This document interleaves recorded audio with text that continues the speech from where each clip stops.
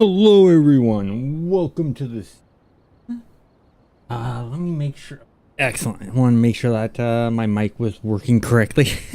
One thing I forgot to double check. Anyways, I am on Rebirth, leveling a character to 50, and as the thumbnail says and the title says, it's community gameplay, which means that if you're watching this and you want to join me, just jump onto Rebirth. And the other option is to join me on my Discord, link down in the description. I am in the City of Heroes voice chat channel that anyone can jump in and join. But I'm going to go ahead and get things started. Let me hit home here. And I have made myself a Guardian archetype. For those of you that have not played on Rebirth, a Guardian archetype is a mix between a blaster and a scrapper for the primaries and scrapper secondaries. So you get some melee, you get some range, and you get some defense.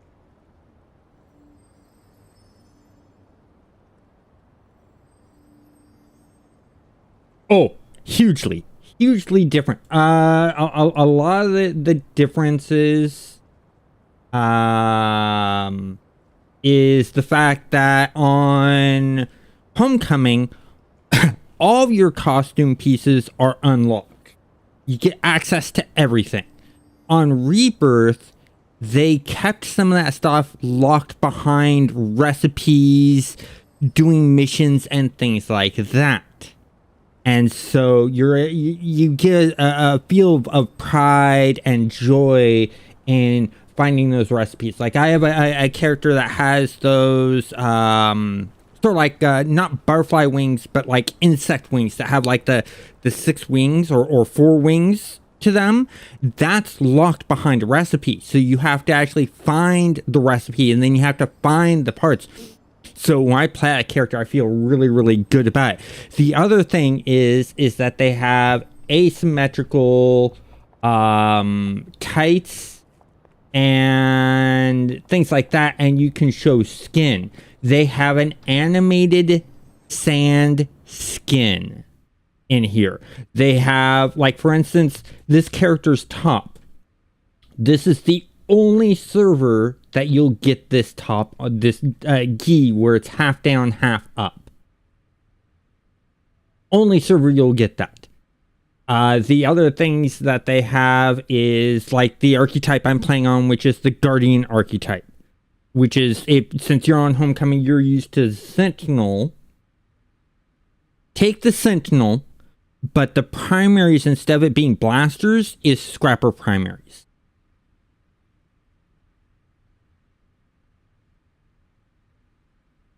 Well, you don't need to download sweet tea. If you can use tequila, you can use sweet tea, you can use sunrise. Any of the launchers, that allow manifests will work for this.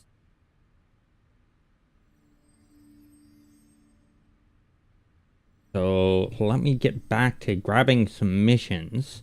But yeah, that's predominantly the difference there. They've also done their own balancing and stuff like that for the classes. I believe. No, I can't get missions with it. That's a bummer. What one should I do? No, I don't do enough of a natural. That's science. Let's do the elites. Can't get access. Those.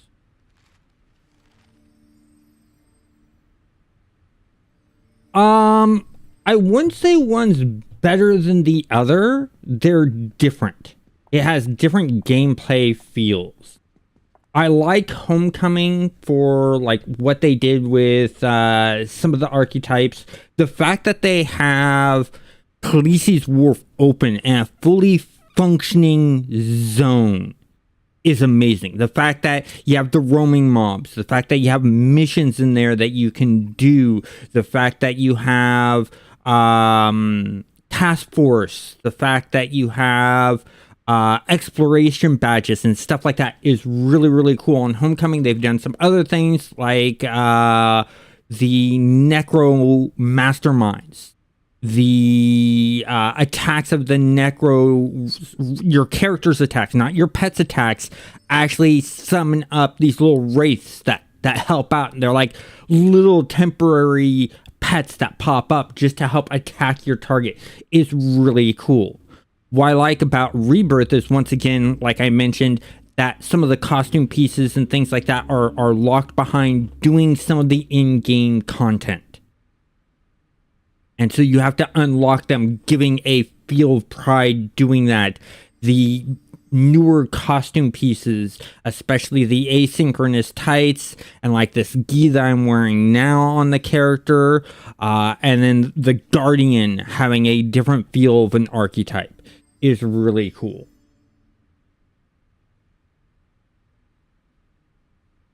Let me double check on that. They may have athletic run in here. It may just be behind. I go here. Talk to her.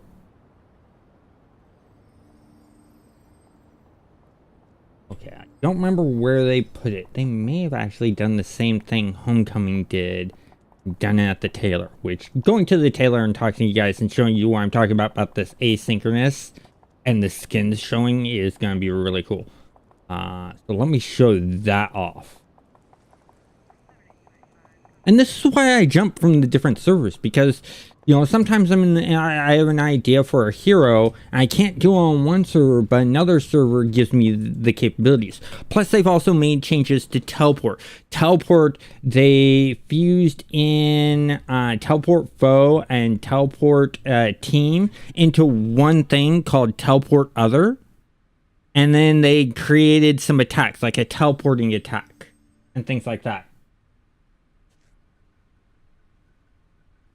Going here.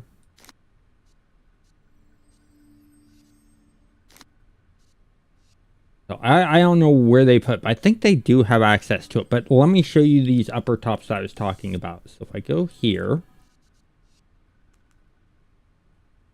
you have that. So what I need to do is I need to take up this upper body detail. And here's some of the things I'm talking about.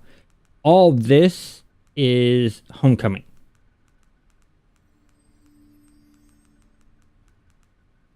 All Homecoming. So you can really mess around with that. But if I go actually here, go here.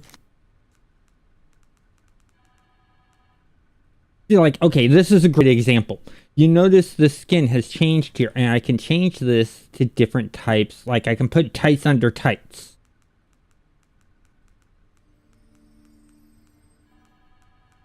And do stuff like this. And the great thing is there's, where is it? We got a lot of the glows, stuff like that. Like, see, I've got the plants underneath here. There's the sand. And look at that. It's actually, if you look at it, it's moving. It's not static. It's animated. And you can do that for the head, the gloves, the legs, the boots. All of it does that. Yeah, for Rebirth. Getting the athletic run on Homecoming is easy just by going to the tailor. And then you get this option where you can permanently have ninja run or beast run or athletic run, things like that. Let me show off. See, like they have this one here. This is unique to them.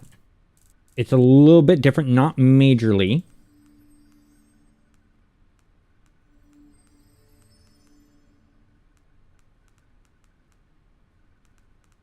I won't find one of the ones that's really unique and stands out.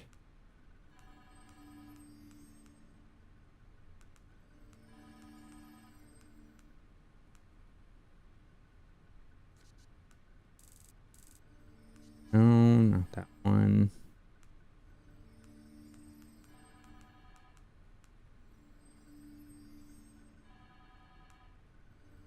Yeah, like this. Oh, I can't change those though. But they have some of them.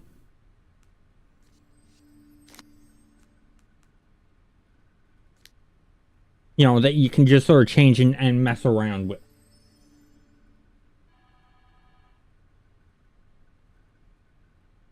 I thought they had athletics runs as sort of part of the runs for like the ninja run, because I know ninja run gives you a little bit more speed also along with jump height, but then changes your run animation to where you're sort of leaned forward, one hand in front of the other, and then when you jump you do that flip.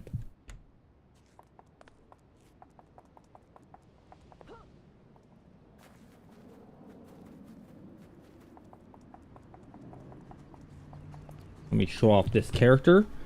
So I have the Hellfire,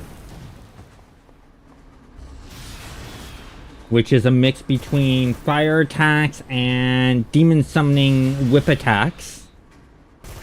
Another one that they have that's sort of unique is they have kinetics for this. They have luminous blast, umbra blast, or luminous attacks, umbra attacks. They mixed martial arts with shurikens.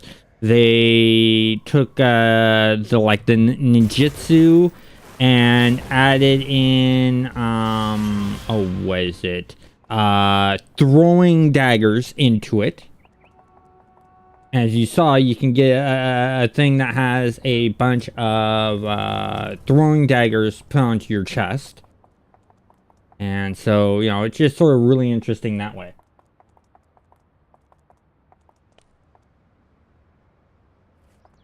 I don't know. I feel that Ninja Run does give you a bit of height in the jump and a bit of boost to run speed, but you can't slot it.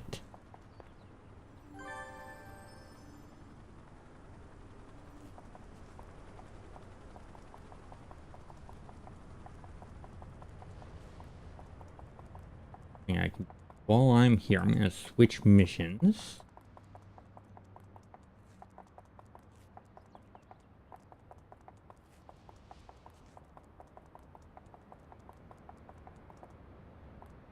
So, you know, I originally remember on Homecoming when you had to go that one lady I was just talking to over in this area right here along this wall next to the Atlas statue. You used to have to go to them and get the Ninja Run, the Beast Run, stuff like that. And then later on they moved it to the costume customization.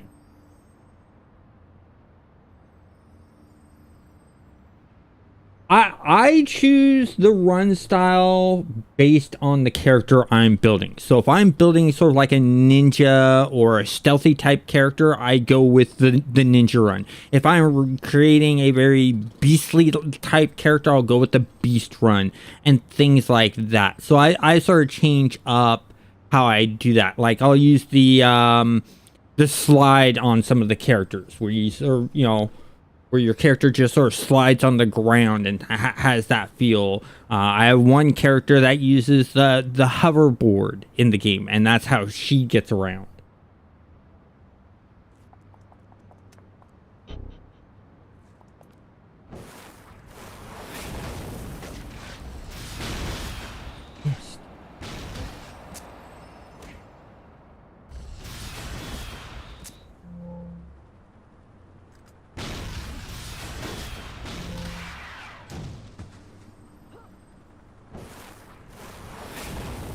That should hit those two.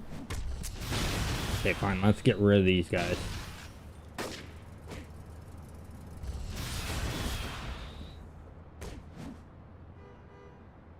I mean, the other thing that I really like about Homecoming is the splitting of the shoulder pads. So you can have two different shoulder pads and do asynchronous shoulder pads. I mean, yeah, naturally you have some like the gladiator shoulder pads are asynchronous, but you have to pick that specific one. You can add in Homecoming with their asynchronous, detaching the different shoulder pads is sort of really nice, because you can do like 2 large gladiator shoulder pads on each side. You can do the small ones on each side. You can mix up the Valkyrie shoulder pads with like the Vanguard shoulder pads and stuff like that. I don't have a home server. I jump between Homecoming, Rebirth, Thunder Spy, Purgatory, Freedom. The one I really don't touch much is New Dawn. And that's just because their UI for their new stuff drives me crazy. I cannot stand it. It breaks immersion for me. The fact that it looks totally different from the other icons is just, it breaks the feel. They tried to do their own art style, which is fine. They can do that. But do it for all the buttons, not just the new stuff that you create. Change up the old stuff and switch it to that feel.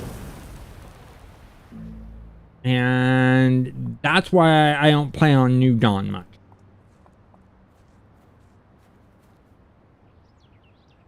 That and a lot of the work that they do is for their new classes and archetypes and stuff like that, it feels unfinished. It doesn't feel like they really spent the time, because I'll like play with one of the powers and they'll use like costume parts to sort of pull it off from like the big robots from the the mastermind, the assault drone, the last one you get. They use sort of it's like knuckle that animate out, and instead of resizing it to the character, they just left it its size. So if you have a really small character, a medium-sized character like this, you got these big knuckles that are coming out that aren't connected to anything, but they have these connection points to them. It just feels off. And I'm big for immersion and aesthetics.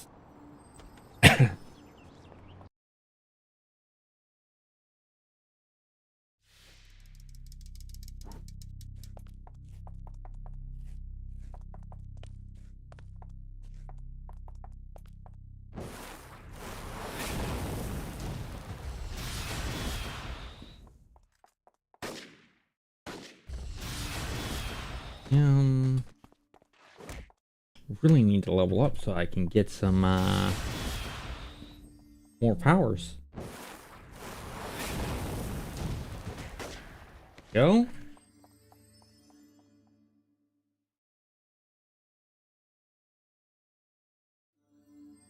Oh, thank you very much. And speaking of which, with you watching my videos, I'm running into a bit of a cap of coming up with video ideas. I did play around with the idea of mixing 2 superheroes together, like my Flash Wolverine mashup.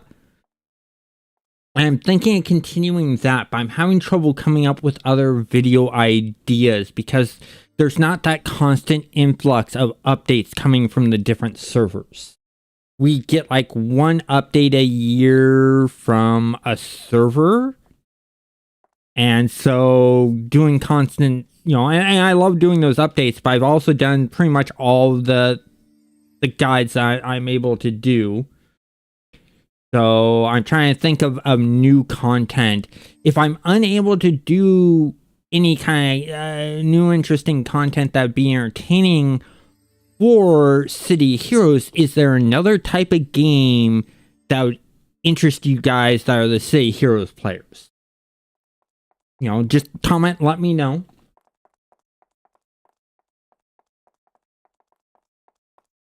Well, so what I did with the mixing of Flash and Wolverine is I did both. I did powers and costumes. So I blended their costumes together and I blended their powers, which the Flash Wolverine one was very easy because Wolverine, his main things are his claws and his regenerative capabilities. For Flash, it was his speed, and because of that speed, he heals fast. So all I did when I created the character was I blended the costume together, took aspects from the different costumes, put them together, and then, which wasn't that hard to do. And then I chose a scrapper with claws and regeneration. And when I did enhancements, I heavily overly focused on the healing capabilities of regeneration. I slid those to the max. Everything that had heal would get 3 enhancement slots for heal. So he healed like crazy.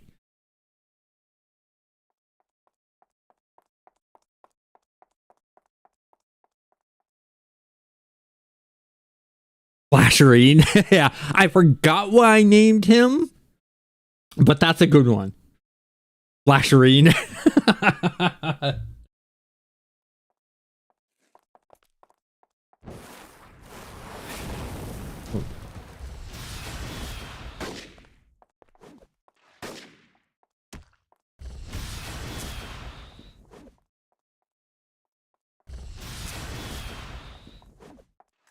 Missing a lot. Ooh, heal, heal, heal, heal, heal.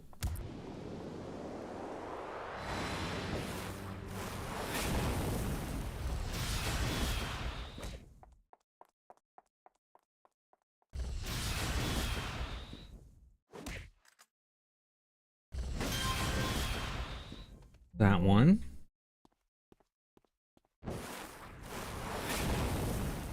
Got that one up. There we go.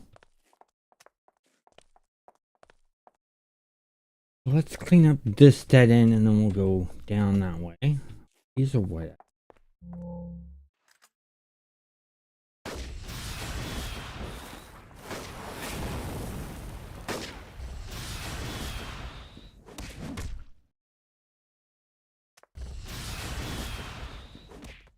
You know, one power set that I wish I could see in the game is like a pure explosive expert that just does nothing but AoE damage. I think I've actually done a video on that.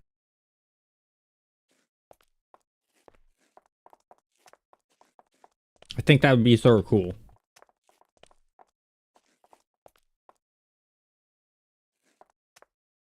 This. Did get both of them? It did. It's not our flares.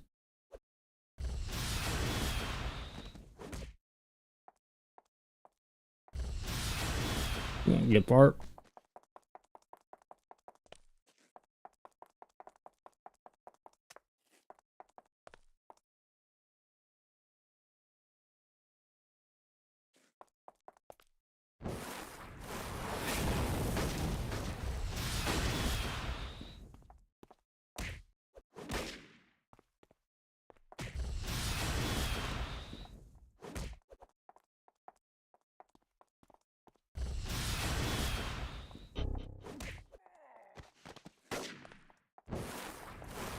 Give me a moment. I saw a message came up. I got this fight against the yellow. I don't want the character dying.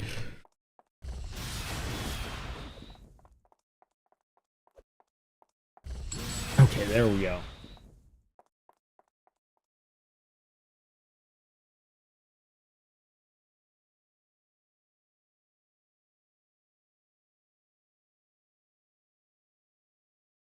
I'll have to definitely that's one I have not done.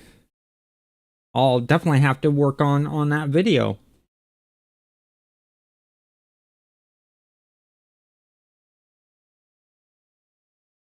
Well, and that's where I'd like to see an archetype that does AoEs that doesn't require pool powers, where majority of the powers naturally in it are AoE. I built one using the Wind Blast and on Homecoming. That one is a major AoE build, but I'd like to see one with explosions.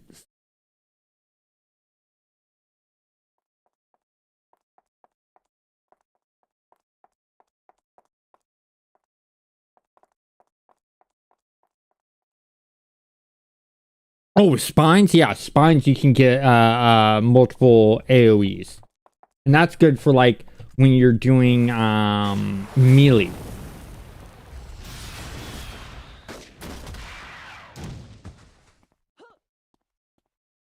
Look, now I'm quick enough. They'll come back.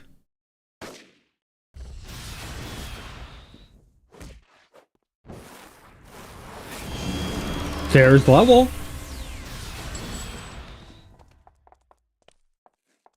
Level 3.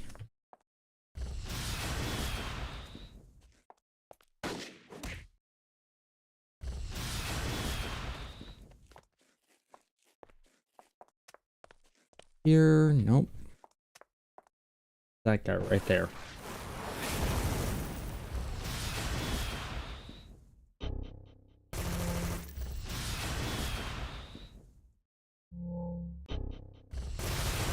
Not close enough to do melee, that's why I'm getting that.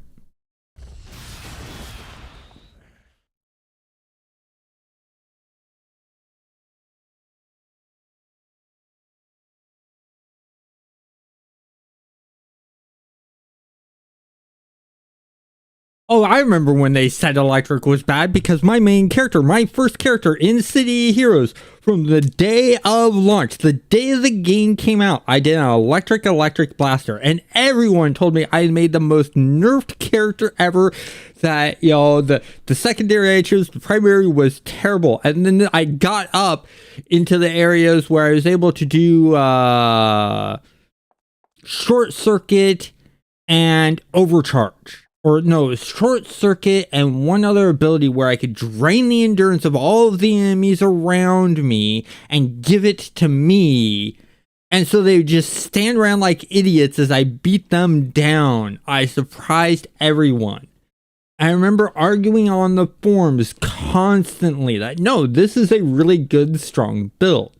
And everyone would tell me no and argue with me no. And then if they were on my server, which I was on the Justice server, and they would see me in game, they'd group up with me, and I'd show them, and they would just immediately say, oh, I was wrong. And it took forever, and then finally, the majority of people finally realized that the secondaries of the blaster being the melee stuff was actually worth it, and then calling players that did that kind of stuff, that used a lot of their melee abilities, were called blappers.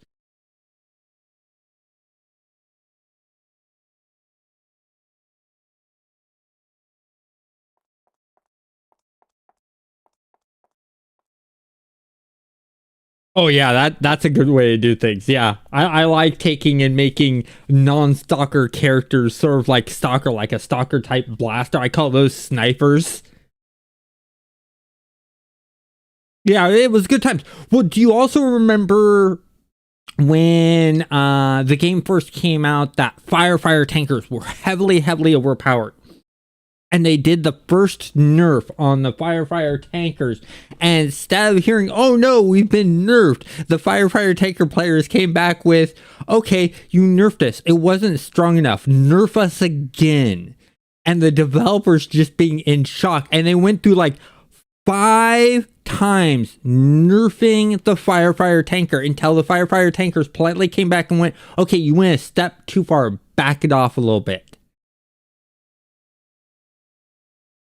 That was a game developer never hears from the players that we're not nerfed enough. It's always a complaint of, oh no, we've been nerfed, that's unfair type of reaction. So that just shows how good the community was in City of Heroes.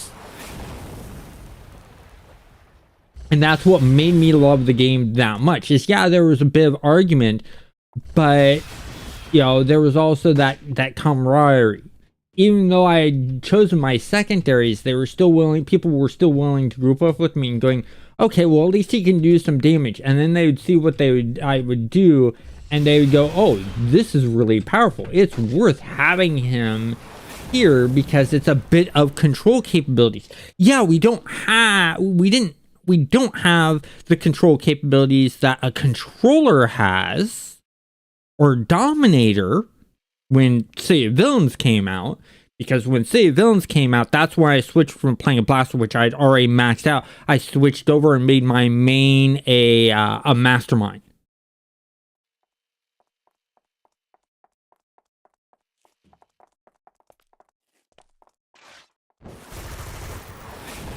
I mean, my personal favorite classes in order goes Mastermind, Blasters, Stalkers, Brutes, Dominators. Those are the first 5 I always go to. Oh yeah. Well, and then the fact that you also had that burning aura that would constantly go off. I forgot what it's called. And then you had burn, where you'd put down this thing of fire at your feet and would do heavy AoE damage around you. You could just melt the enemy like mad.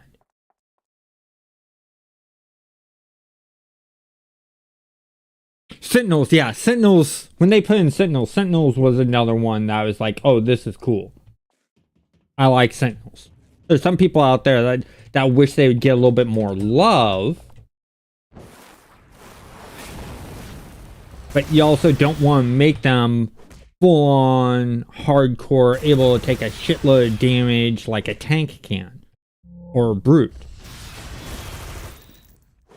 Because, I mean, the ability to take damage goes, for me, in the form of tank, brute, Rapper, and then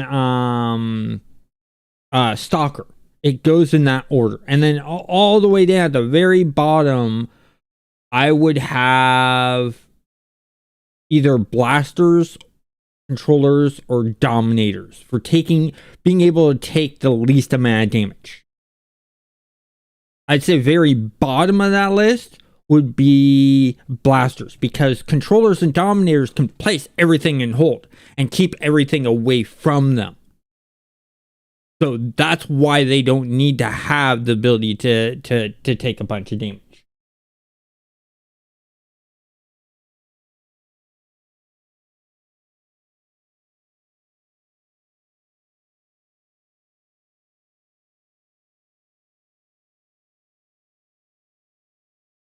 Exactly. You're exactly right. They shouldn't do blaster damage. They shouldn't do the being able to take damage like a tank or a brute. They should be on the scale of like a scrapper or a stalker and taking damage and then dishing out damage, make them, like the second best ranged doing damage. Because, blasters, in all honesty, should be the glass cannon. They should be the wizards of City of Heroes. They're meant to just like one shot, down they go type of character.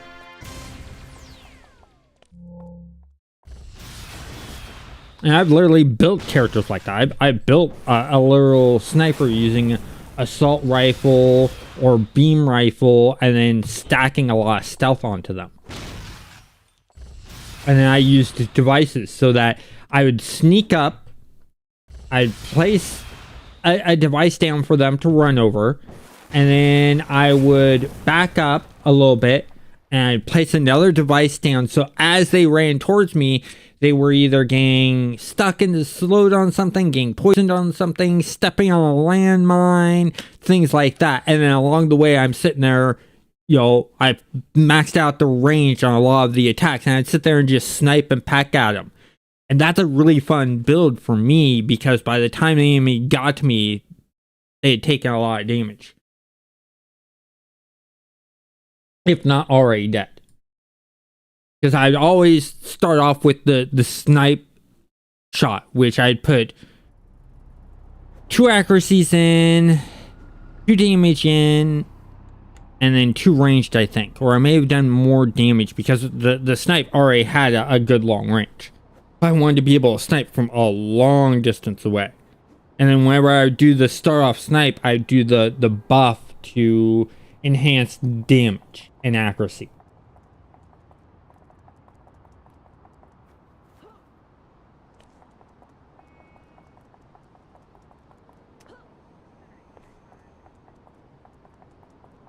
Level 3 now.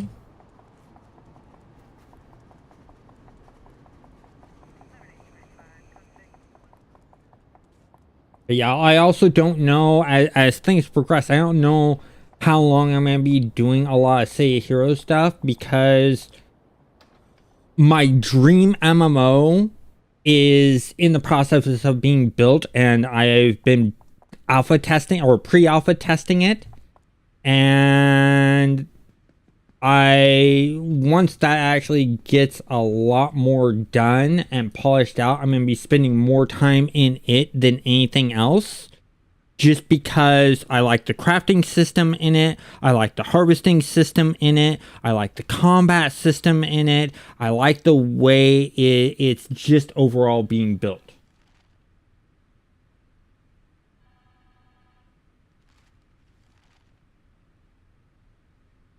So, you know, Stars Reach will probably be the go-to MMO for me for that reason. And it's going to take place of City of Heroes. And I think the other reason is it's not class-based, it's not level-based, it's all skill-based.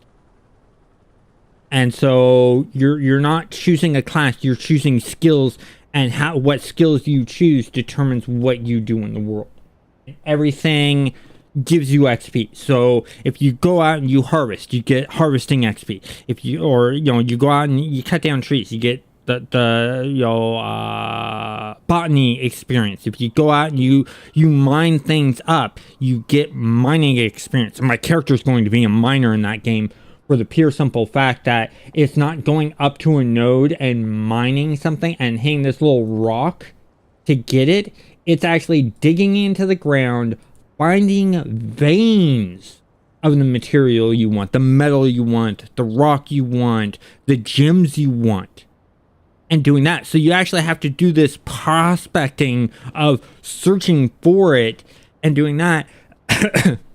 And then on top of that, when you're mining, you have to be careful, because the different materials have adhesion. So if you're mining along and you hit some sand, it's gonna pour in on you. If you hit some dirt, it's gonna pour in a little bit slower. You hit water, you're gonna flood the cave that you built. You hit lava, you're gonna flood with lava.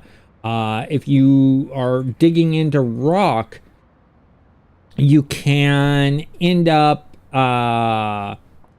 making the cave too wide, and it will collapse in on you. So you have to keep some rock pillars to keep the rock up above you and things like that. And I find that very fun. And then they're gonna have some hidden internal caves that'll have creatures in there, so you could end up what is it? You could end up going through and, you know, opening up a cave that has a bunch of aggressive creatures in there. The fact that they have some bunny rabbits in there that, you know, normally that's how you get some meat and bones and some hides. But these bunny rabbits, when you attack them, will then turn into has a chance of turning into vicious bunny rabbits, and they'll run at you and explode. And so even taking on some of the tame creatures like that is very interesting. They have a code, you know, because nothing is set to levels. You know, the creatures that are white to everyone. The creatures that are yellow or red are yellow and red to everyone. The difficulty of fighting them is all based on your combat experience. But the fact that also with looting, there's no argument of who gets what loot. It splits out the loot based on the amount of damage you've done. And the great thing is if you've spent a lot of time being the healer of the group and healing the people doing the combat, the does the split not by just damage, but the amount healed and the aggro that you got, and you know, healers get aggro by actually healing and stuff like that is really cool. But the main purpose of the game is all about keeping the ecosystem balanced, so not mining everything out, not cutting down all the trees, not killing all of one creatures, but keeping things balanced. Because if you don't keep a plant balanced and nice, what they call them, the makers or servitors, which are the beings that oversee these plants, they'll take the plant away. Plus, in the pre-alpha, they just released it this last week, there's the government seat. So if you ever played like Star Wars Galaxies, where you could be a mayor of a city, imagine being a mayor of a planet and being able to tell people on that planet where you can mine, where you can build homes, where you can build gardens, where you're able to cut down trees, or the amount of trees you're able to cut down, the amount of a resource you're able to mine, and things like that.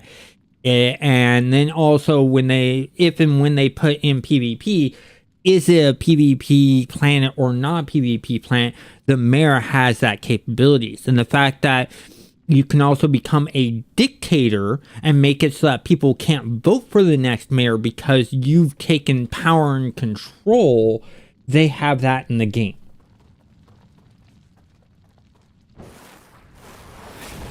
And we're seeing some of the effects of that now, because in the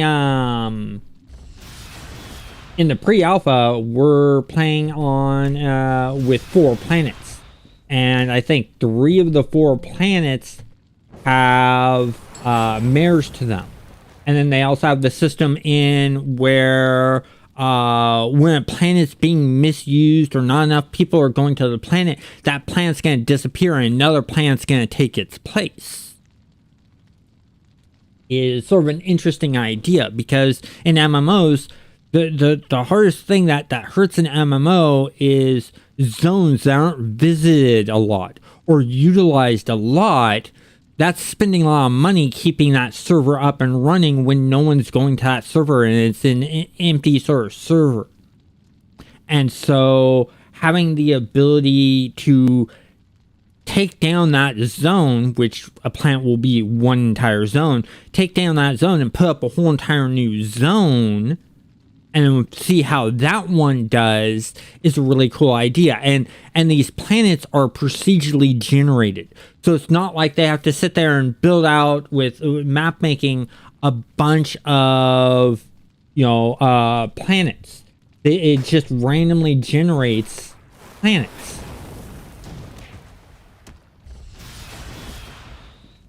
And then you can also become a cartographer and literally map out planets.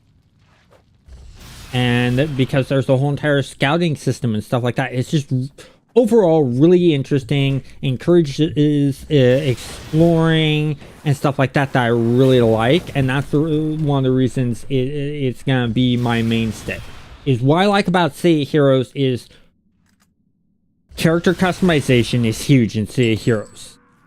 The travel powers are a huge thing in City of Heroes. But the other main thing that really keeps me playing City of Heroes, that's almost number 1, is the random mission generator. And the fact that when you go into a mission that's not a storyline mission in City of Heroes, it randomly, you never know what your level is going to look like when you go to an indoor mission. You don't know if it's going to be caves. You don't know if it's going to be a building. You don't know what kind of building it's going to be. You don't know the layout in the building. That's what keeps me coming back to City of Heroes. And with these planets, the way they're doing these planets in Star's Reach is sort of the same way. Each planet, you don't know what the biomes are going to be like. You don't know what the creatures are going to be like. You don't know what kind of city people are going to build, or if they're going to build a city on that planet. Is very interesting to me. And that's what I think will make the longevity of the game. Because in all honesty, I think what made the longevity for City of Heroes was the fact that, you had the random generation in there. And the only thing that was static was the main storyline mission. Like, what I'm playing in now is a main storyline mission, but what I'm doing for my contact in the nature side of things, because I chose natural for the missions, because apparently I don't have access to mutant missions, which is unfortunate. But the doing the naturalist missions is, are randomly generated. Like, actually, I'm going to be going and doing that right now. For those of you that haven't played City of Heroes, will get to see this.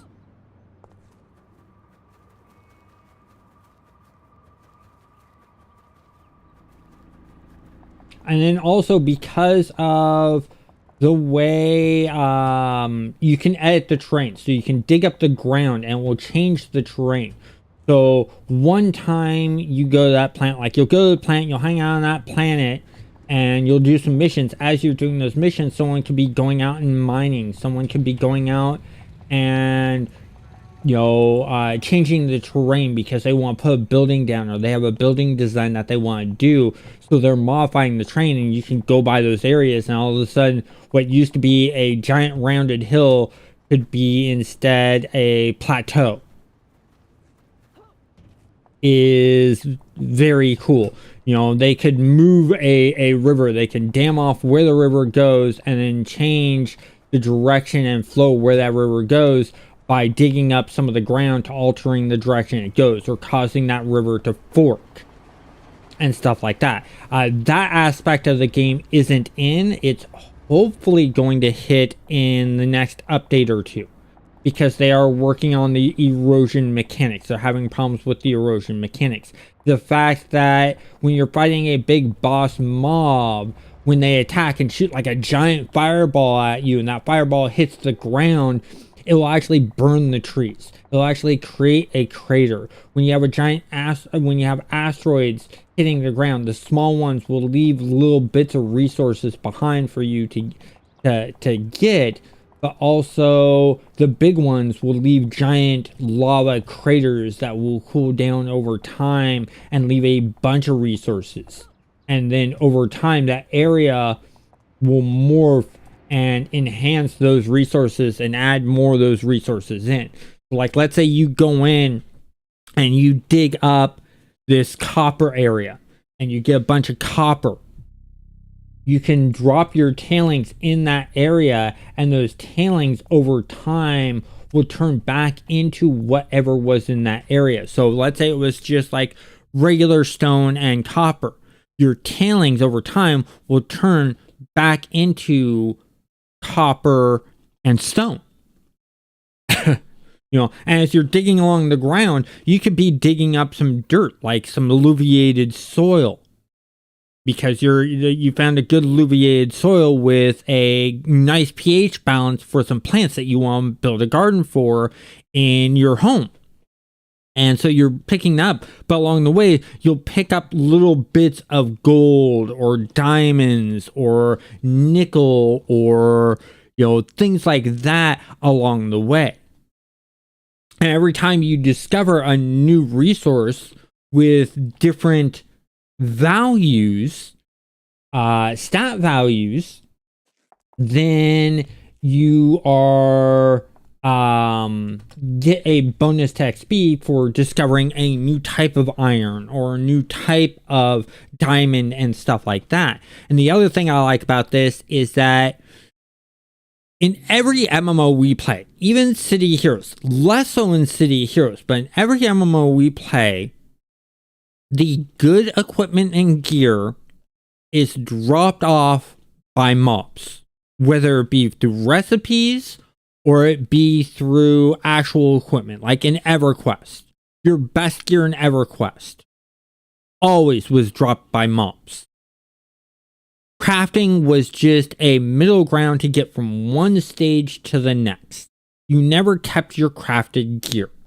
You always got rid of it or sold it or kept it in the bank in case you needed it for a corpse run or things like that. In Star's Reach, mobs don't drop items. They drop resources. They drop meat. They drop gases. They drop bones. They drop hides. And then you use those resources to craft something.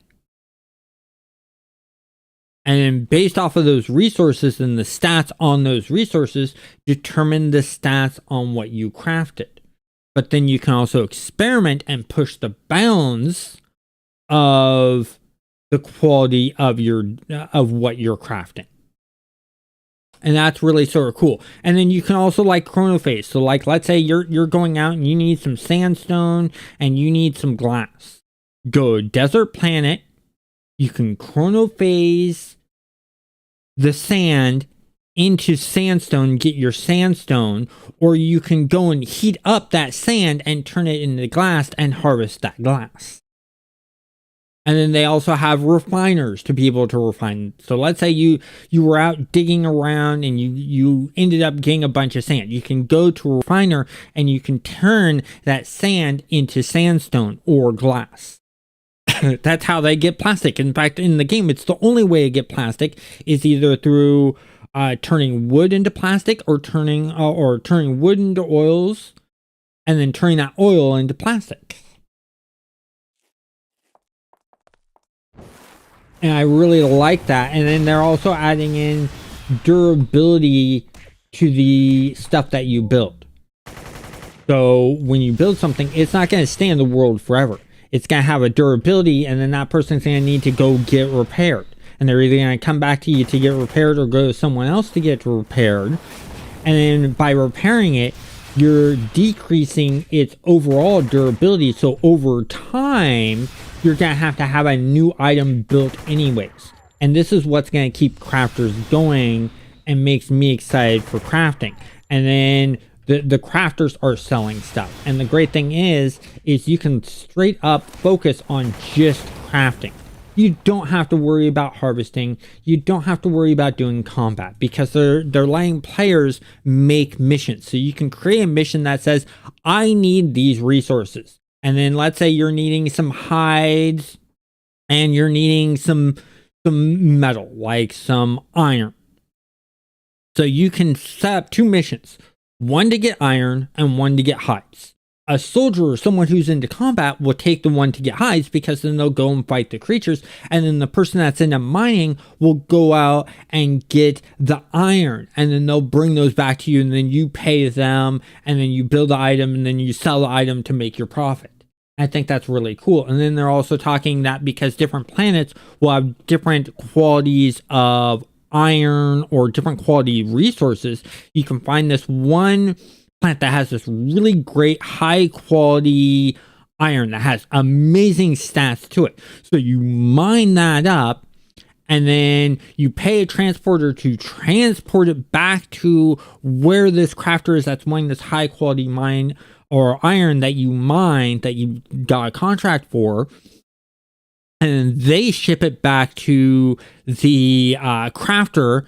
And so you pay for the transport, as the harvester, and the crafter pays you. So it's just got this whole entire economy system that's really cool and interesting. And there's no system actually setting the values of things. Players are setting the values of things. So it's going to have a natural economy. And that's already in game. I really like that. Just like how, City of Heroes, its economy, especially for selling enhancements, is based off of the price that you see the merchants in City of Heroes, NPC merchants, selling stuff in there. But yet when you get a blueprint to something of a special recipe, it's gonna be, they're gonna set their own different price. They're gonna set a unique price. Up.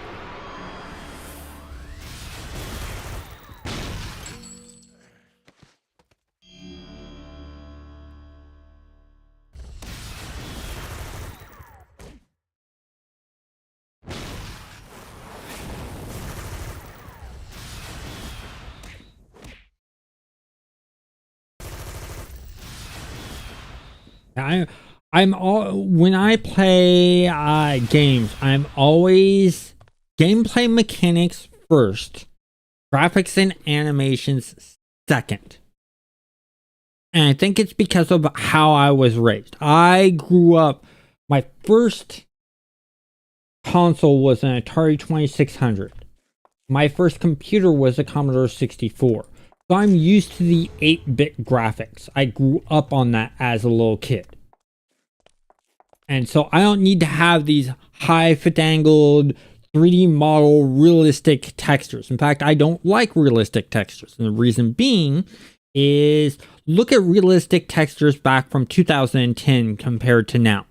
You can tell the difference. It's aged.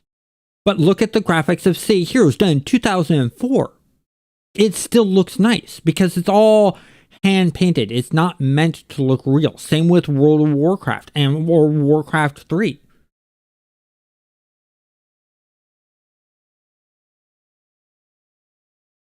It still looks good. I mean, you look at original EverQuest models, I sort of cringe at original EverQuest models because they were triangle arms. They had a really low poly count that they had to adhere to. But when tech and we started getting broadband, they updated the models and made them closer to like almost what we get to say Heroes, but not quite.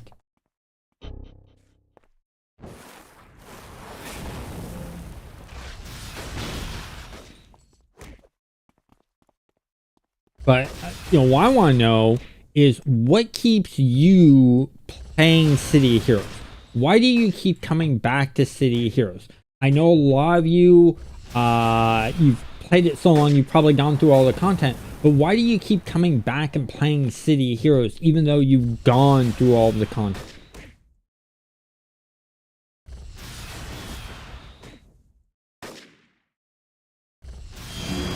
And I'm asking that as a fellow player and also as a game designer. I want to know from other gamers why they keep coming back to certain games over and over and over again, even though they've gone through all the content.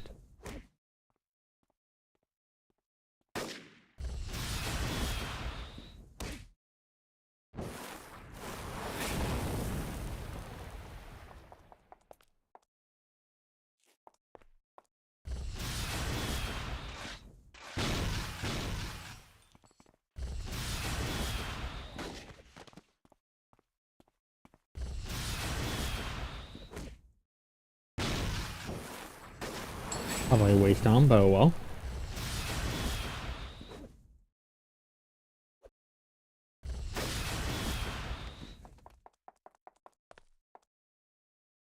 I'm gonna wait for my whip ability to come back.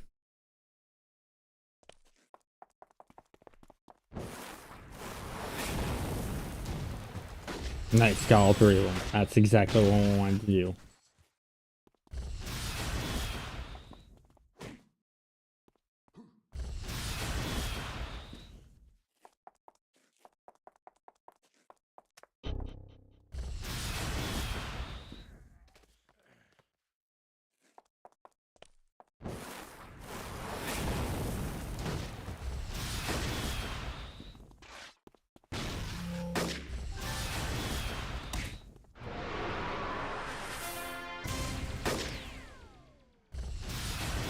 Mission done.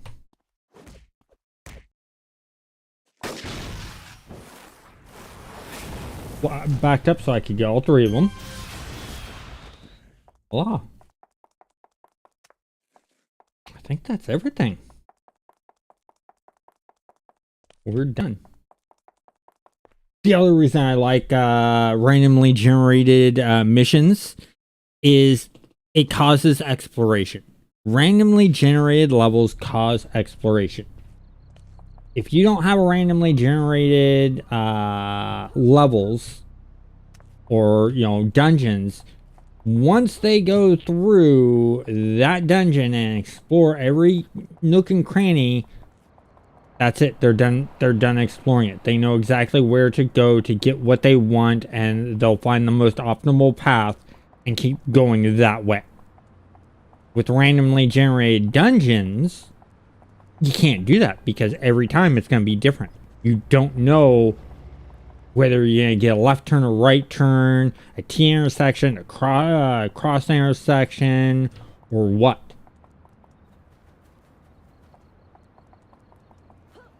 And so for people like me who like to explore, just adds to the fun. Train up and get some levels here.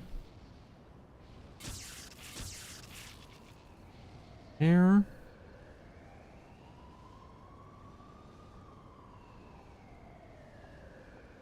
Could do time crawl. The single in. I think I'm gonna do health air smash. Get some more.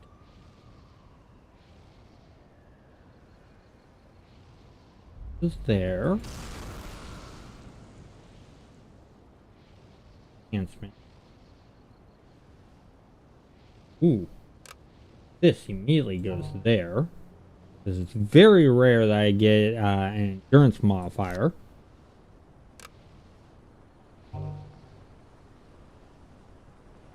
About to mark that.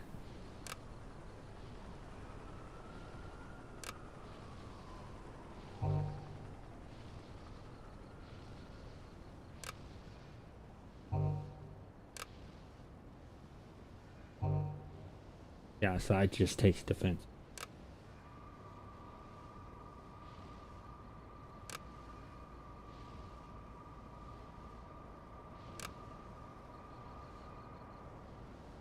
There we go. In fact, actually, we can sell those. Hopefully have enough cash to buy what we need.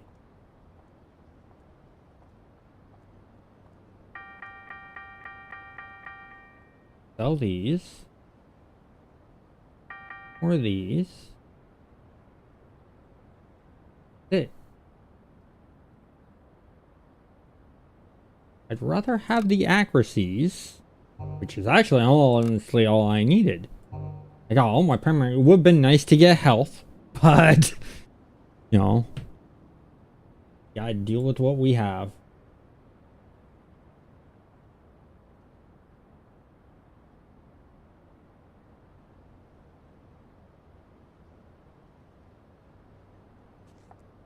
Apparently I pulled it out of wide system. Oh, we need to go talk to him. Oh no, I still gotta defeat. I'm not done with this mission yet. That's the other thing I like about City of Heroes. Is when you get a mission, because they're randomly generated, sometimes it could be just go to this one location. The other time it could be go to this location and go to this location. And that makes it more, like I said, fun.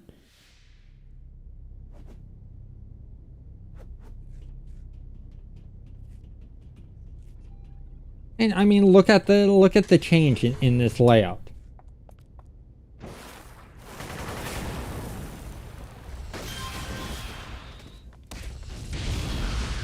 That had to hurt.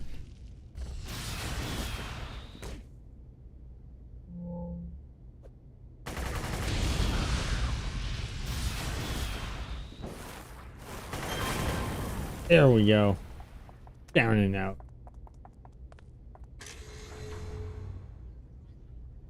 I'm gonna wait for my whip to recharge.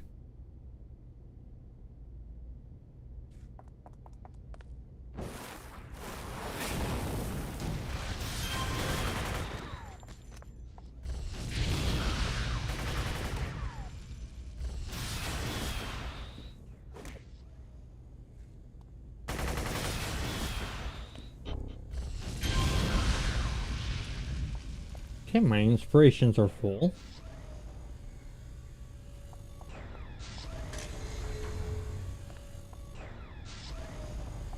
Whips charge. Go in.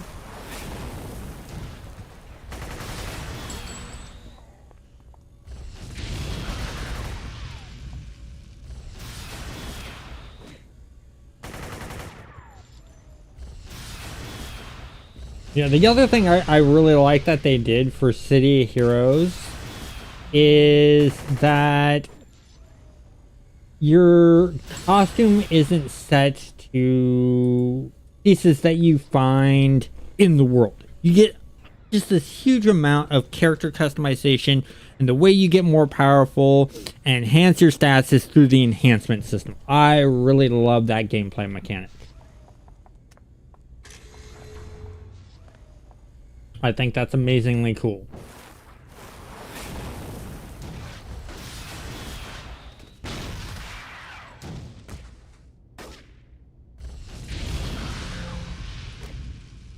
Because it just adds so much more to the customization of your character, because you're not just visually customizing the character, you're also customizing the character with how the abilities work. You know, you can have one person that has, let's say, for instance, an energy blast. Your energy blast.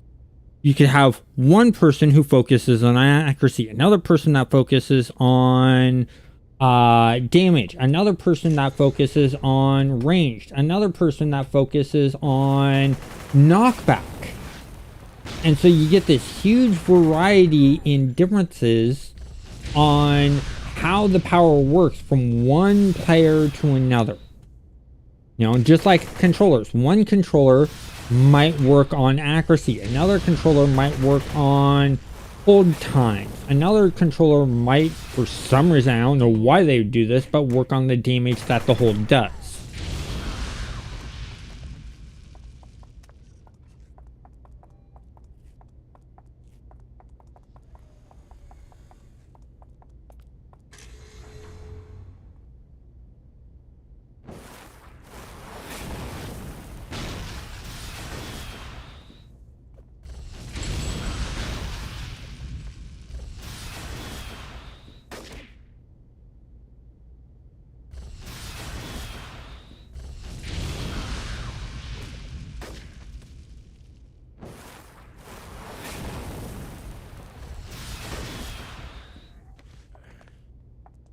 So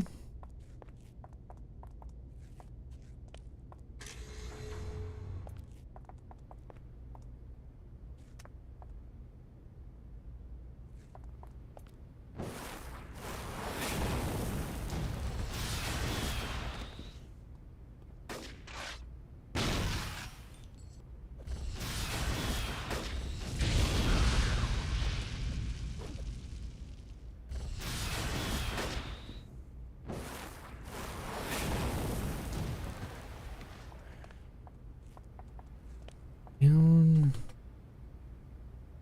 Take him out. I'm gonna wait for the whip to recharge again. That allows me to get some endurance back at the same time. I think we might be able to hit level 6 by the time that we're done today.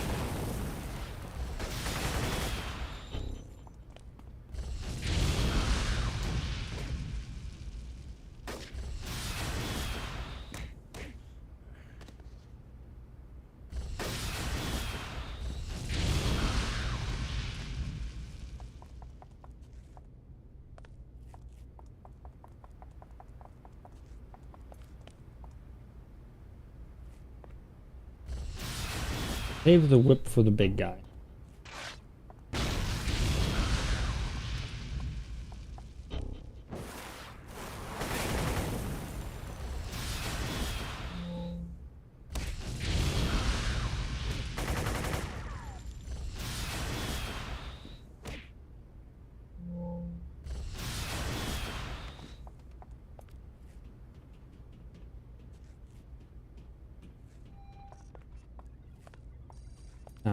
Beat the mission objective.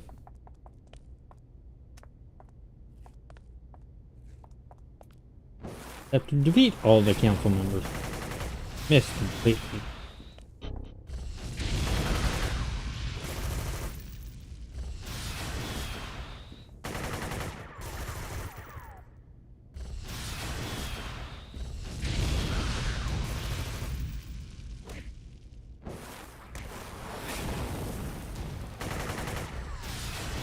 I took him out. I just knocked him down, I guess. Oh well. Get in here. Aiming.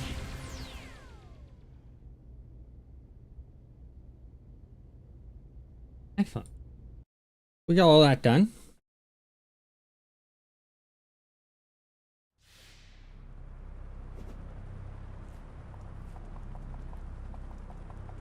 Run back. Turn in missions. Run some more missions. Rinse and repeat. Sick and tired of these guys standing here.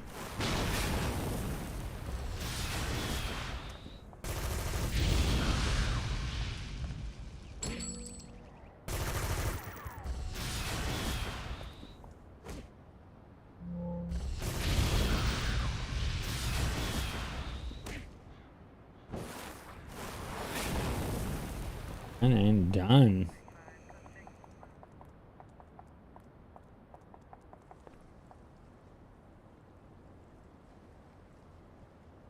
We get the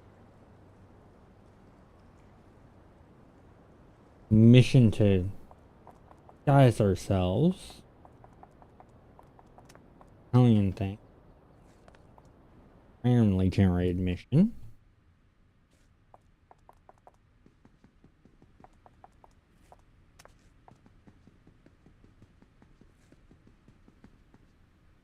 Oh.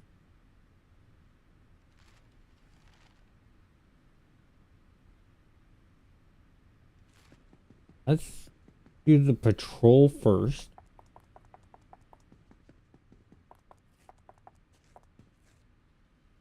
I think when we hit 6, I'm gonna get travel power. I'm gonna get teleport for this character. I think it's fitting.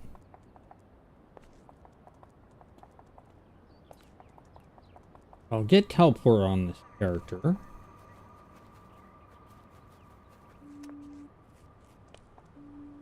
This teleport on Rebirth is really cool.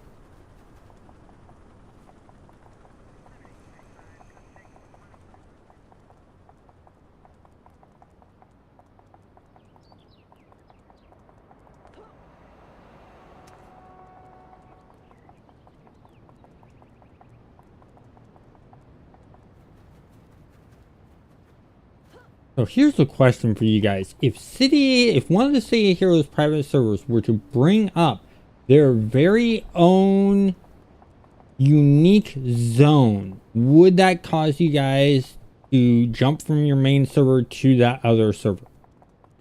If that wasn't done on the server you play on. Because there'd be completely new content. And I'm talking new factions, new missions, new exploration badges, stuff like that. Sort of like what Homecoming did with Khaleesi's Wharf.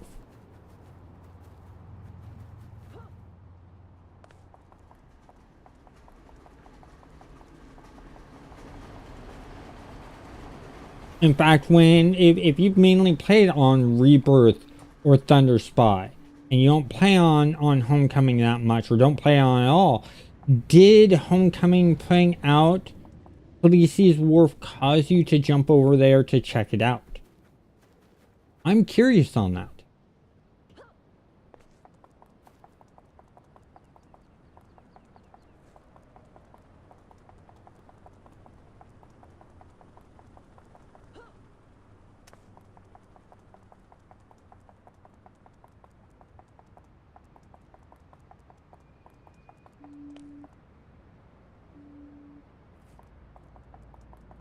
All the way down here. In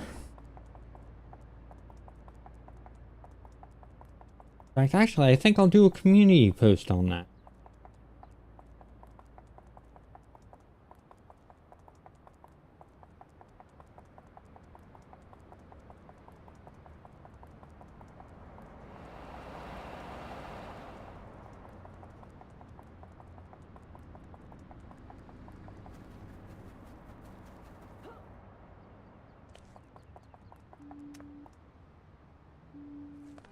I want that. Let's get our other mission done.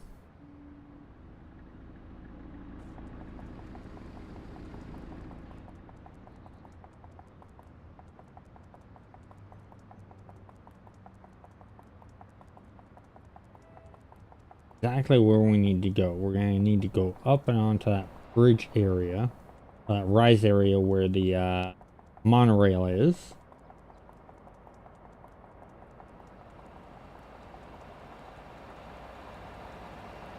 Hit low level City of Heroes so much I've memorized it completely.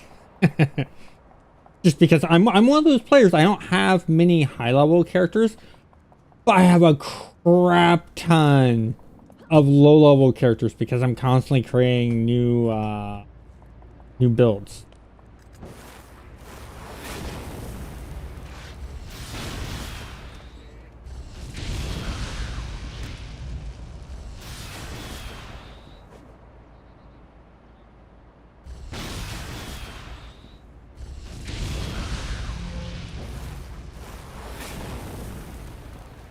So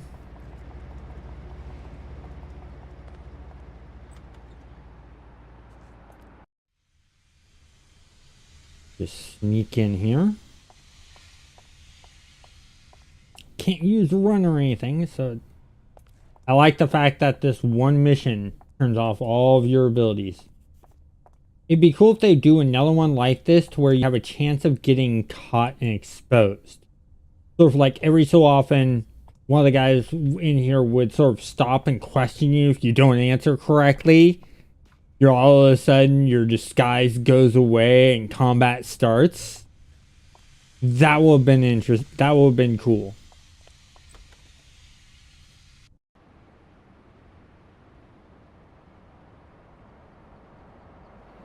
On. Cool.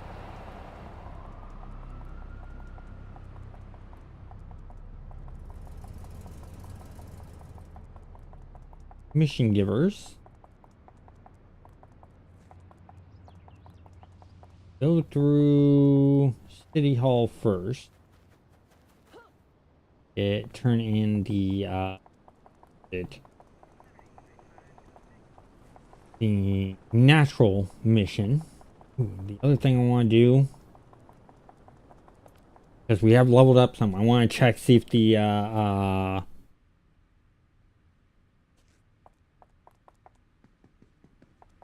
mutant. Let's check mutants real quick.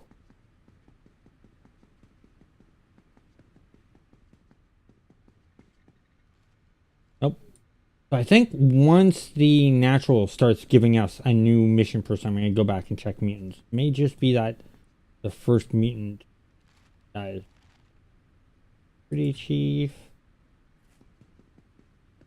Go talk to the guy out in front of City Hall.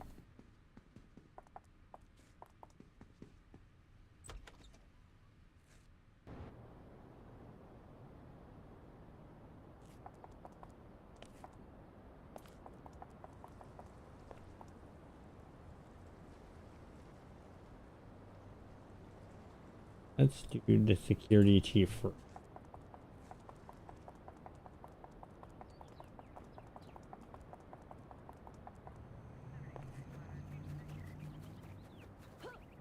Nothing really worries me in this zone anymore.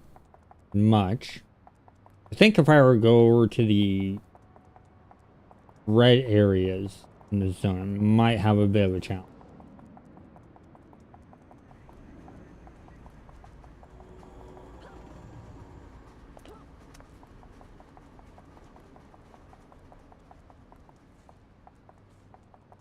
Oh, another reason I like City of Heroes, what they've done that's cool, is they give you missions because of the random generation. They give you missions that send you back to the low level areas. So you see high level characters in how was it in Atlas Park and stuff like that.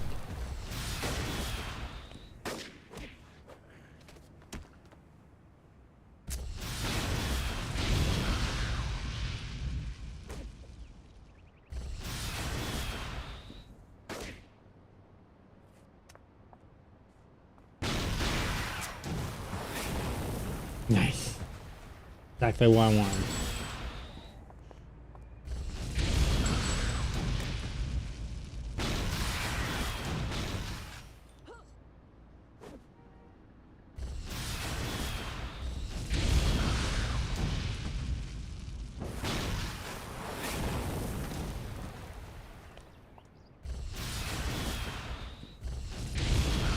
Positioning is king when you have AoE or cone attacks. Well, like some of the powers that, it shoots through the enemy. So straight line, if you have enemies all lined up, it'll hit the first enemy, the next. Having that kind of thing is really, really cool. I like when abilities require positioning, because then it requires thinking.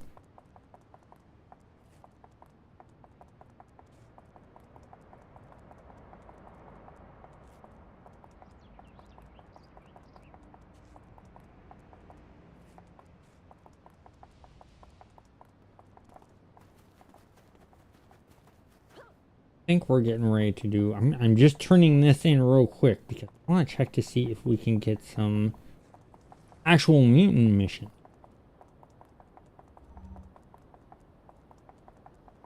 Might have to wait until like we're level 5 or 6.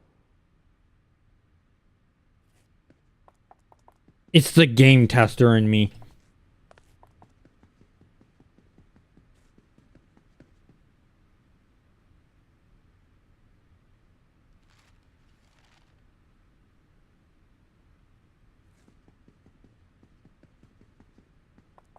Yeah, we'll go.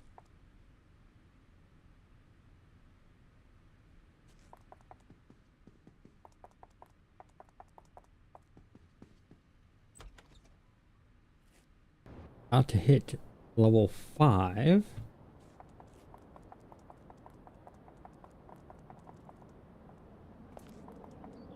Got the ritual anyways on this.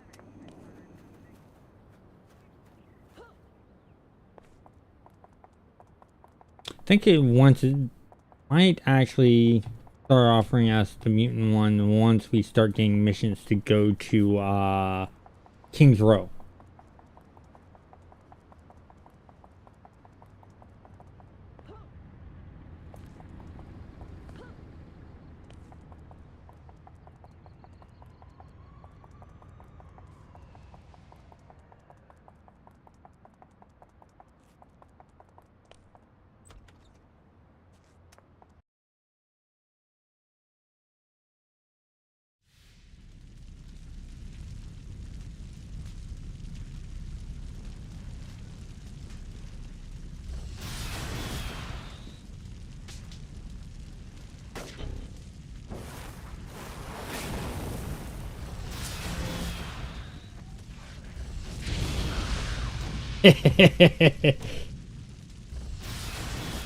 No, you don't get a chance to use that sledgehammer on me.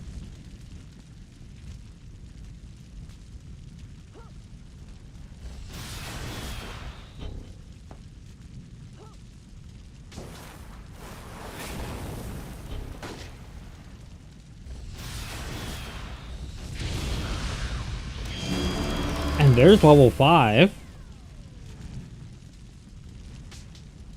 Heck, we might even get halfway to 6.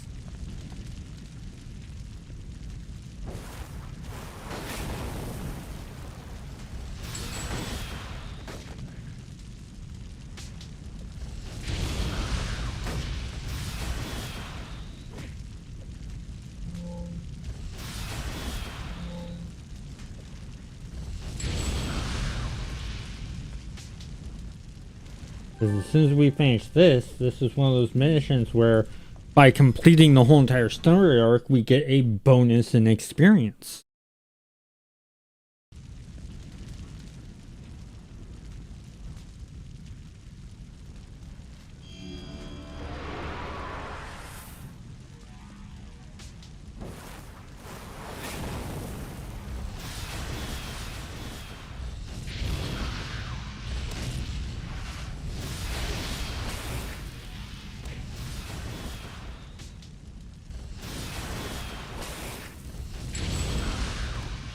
Go.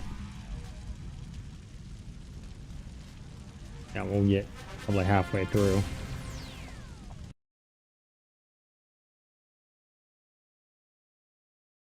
Don't need, that's right, I don't need to run back. I could go contacts.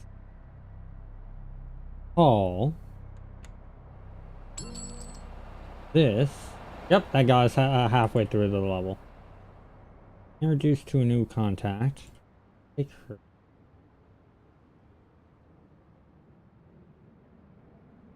Let's do...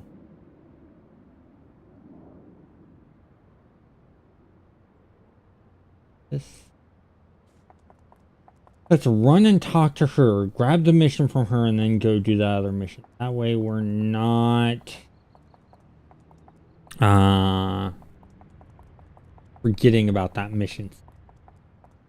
Because knowing me, my luck, I'll get so down into doing missions, I'll forget about the storyline mission.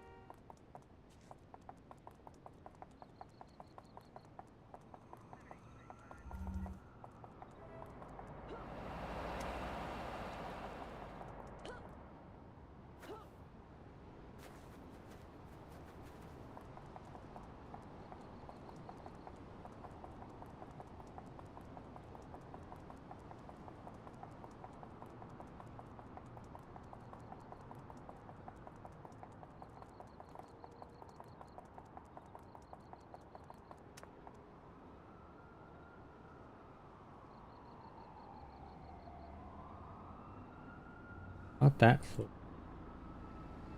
Here.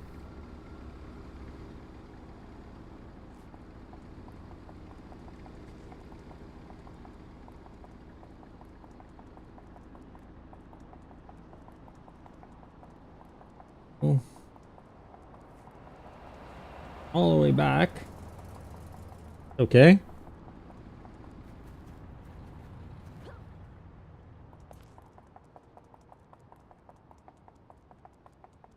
Oh, I know where he is. Little inset in this building that had the revolving doors. Very few of the buildings in City of Heroes actually have those revolving doors. No, they're normally just regular doors. See a building with something unique like that sort of stands out.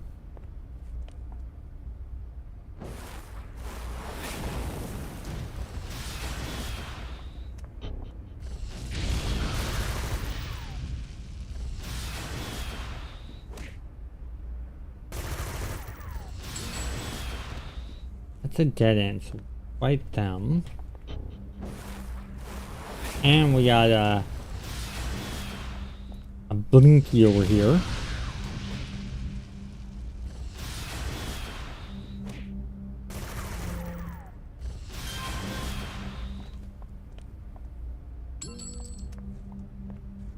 Box.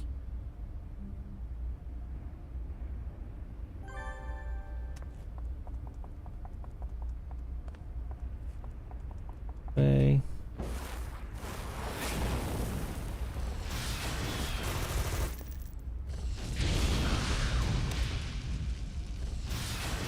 I like the fact that they put knockdown on these abilities instead of knockback. The one thing I hate is being melee and knockbacks happening. Drives me nuts. Knockdown, not a problem. I actually like knockdowns. It's knockbacks. Like, you know, energy blasts with heavy knockbacks. Anyone who plays an energy blaster and puts heavy knockbacks and tries to look for a group. Yeah, no. Good luck. Just every meleeer is just gonna just not like you that much unless they like running around.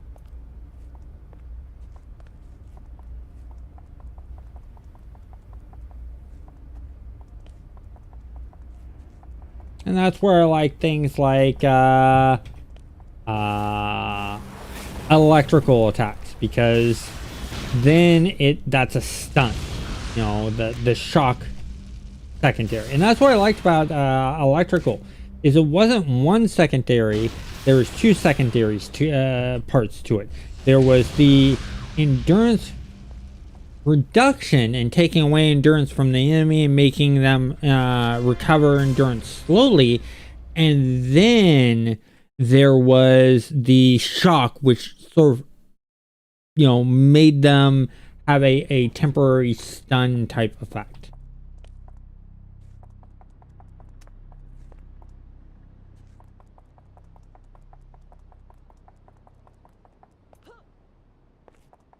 So turn this in. Actually, no, I need to do.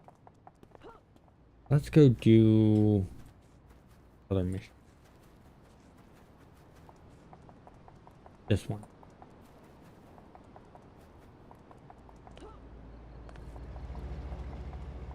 Change of mind. Talk to the one guy.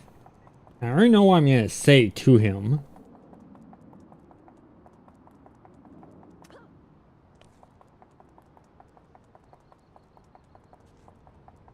Basically tell him he's not doing his job as a superhero. More of a political protest guy. I'm basically gonna tell him he has power, why doesn't he do something? Really?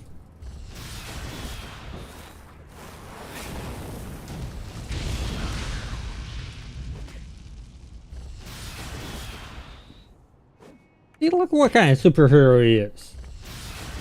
He's taking those people on, not helping out when there's crime happening right in front of him. What a jerk.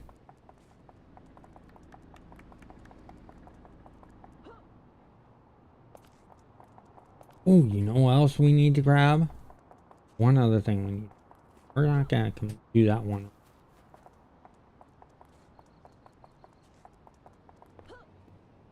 Gonna go back to City Hall because you know who else we need to speak to? We need to level up, and we're gonna get the mission for Twin Shot.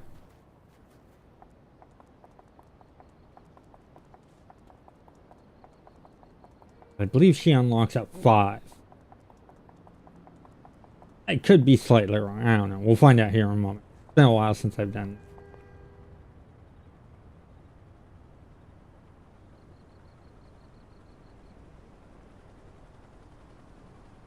I put a couple points to that. Yep, there it is.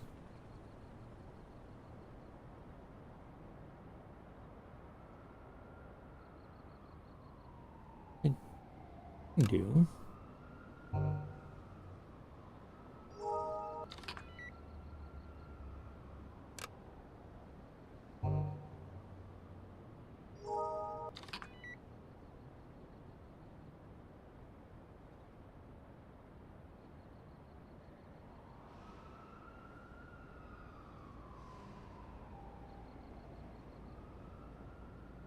Well, that's right. Pullman and I was like, why do I have a point there? But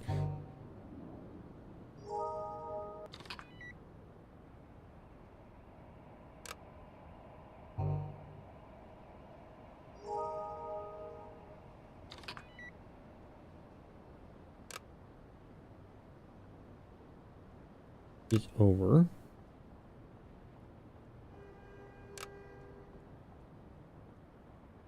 So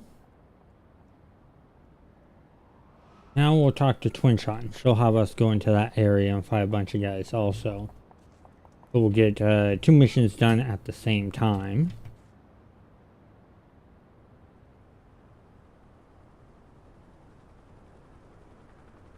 Who have them?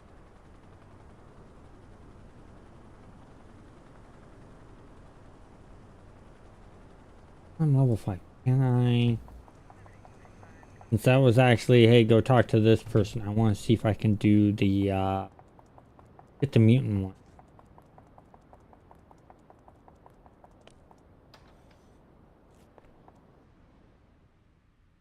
We got time.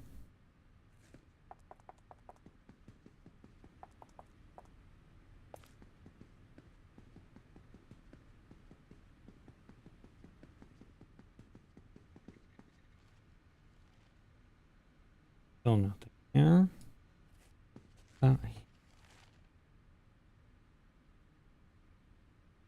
Oh. Okay, still nothing there.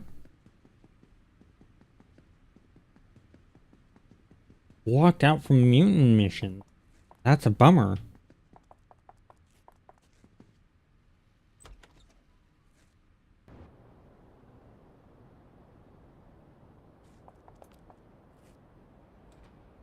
Here.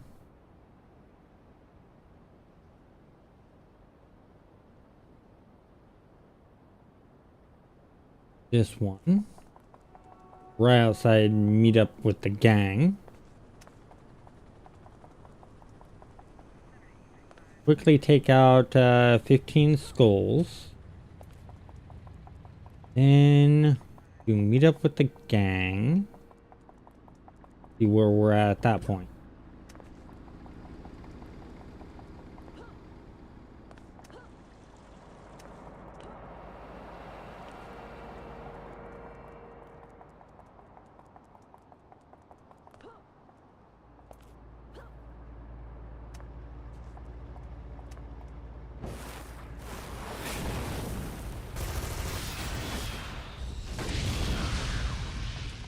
Yeah, I don't like that knockback. It did actually do a bit of a knock. I don't like having to run after the enemy.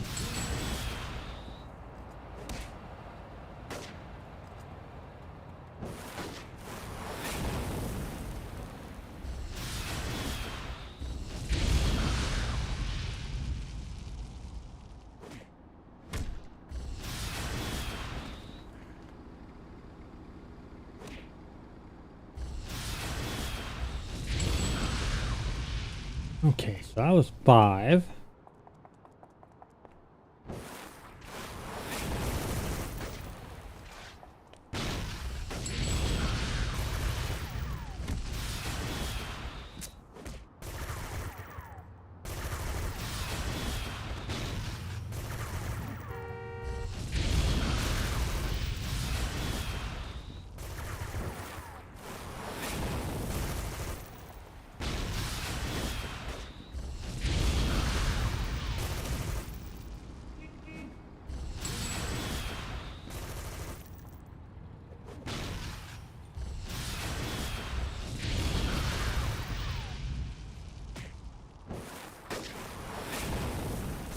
Ah!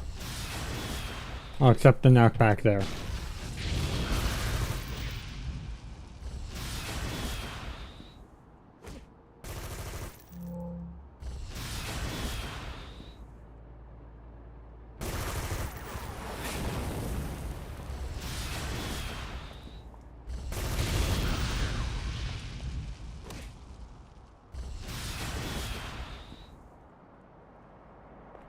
Okay, so got that. How many more do we have? 2 more to go. Let's take him out. So it's like both.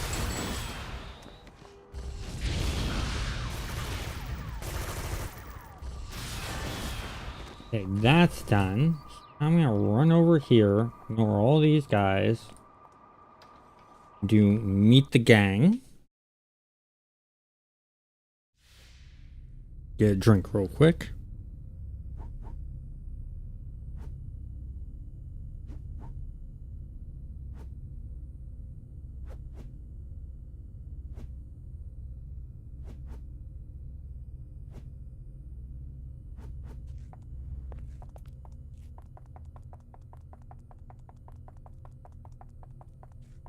Quick run around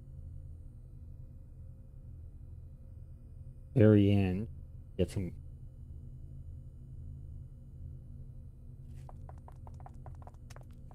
Gotta talk out here. Press them. Now we.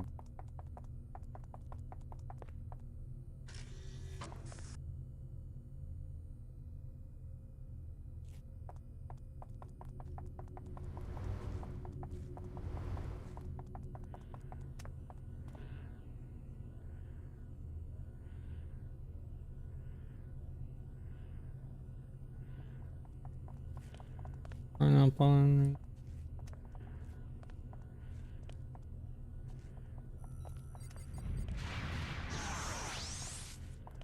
So, go to third level.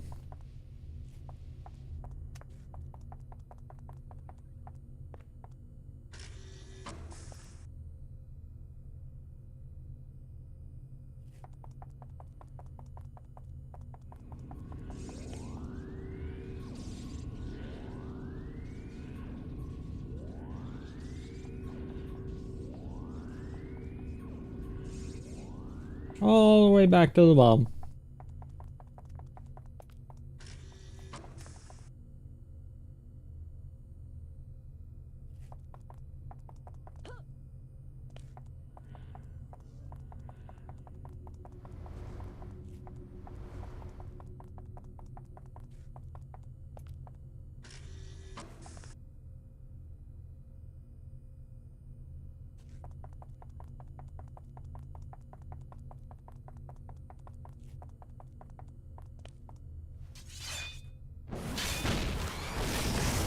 Excellent, got both.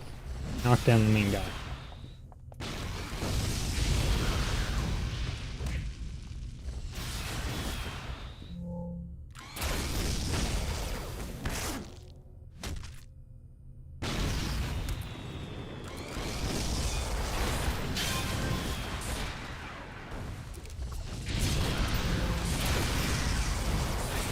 Ha ha ha!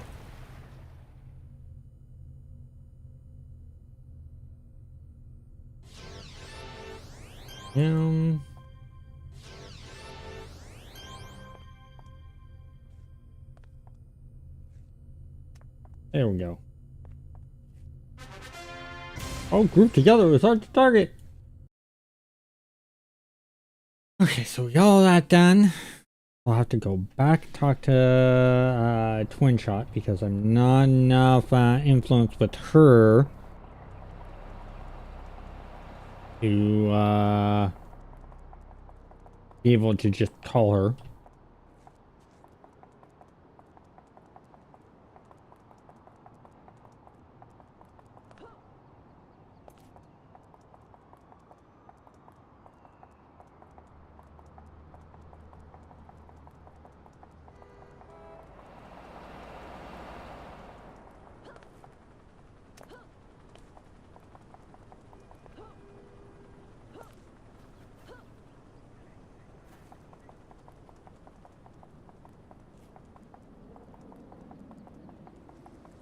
Oh, you know what? I know that you were asking about athletic run. I just thought of something. Go to powers.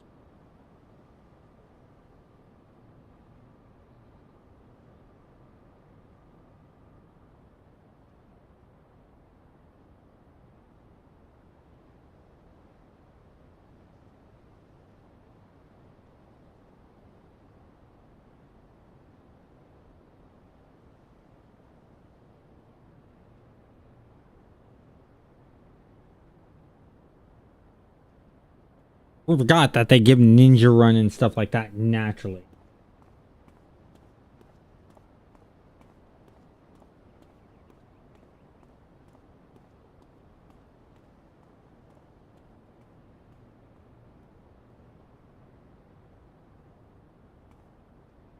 That's more.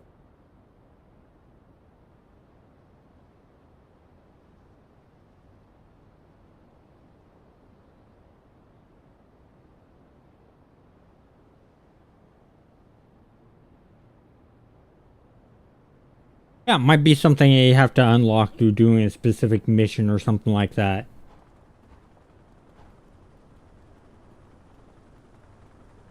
That's more befitting of the character. The martial arts sort of look to her.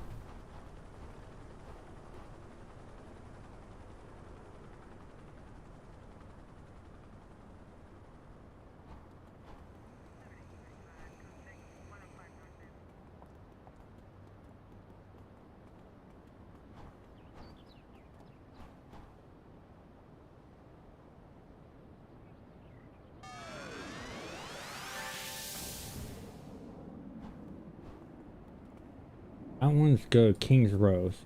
Switch over to our other mission. Call her. No. Contacts. Her.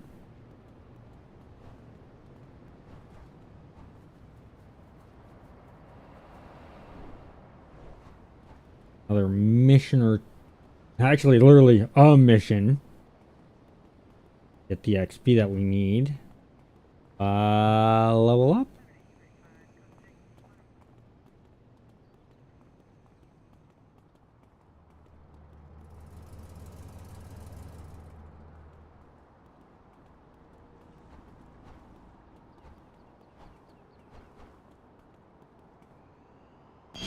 Oh, never mind. There's our level up.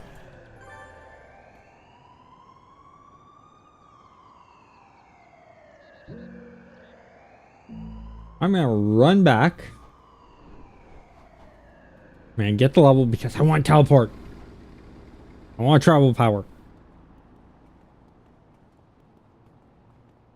What I should have done is I should talk to her. Then I should have gone and talked to Twin Shot. Then I could talk to Miss Liberty. Then I could level up through talking to Miss Liberty. That's how I should have done things. I did things completely the long route around.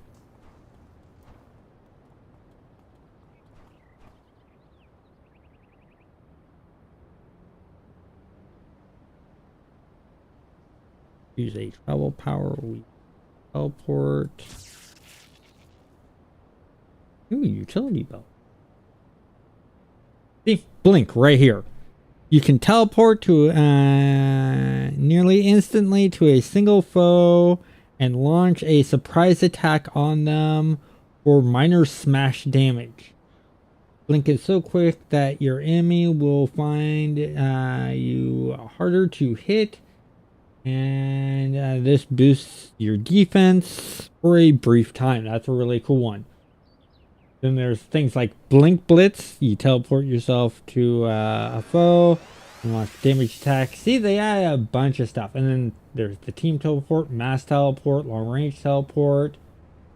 Recall is what they call, your teleport friend and teleport foe or enemy is set to recall. So where you can just teleport them to you. I'm going to take teleport now.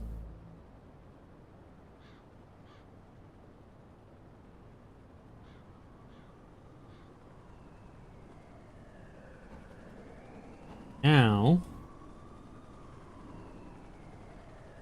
I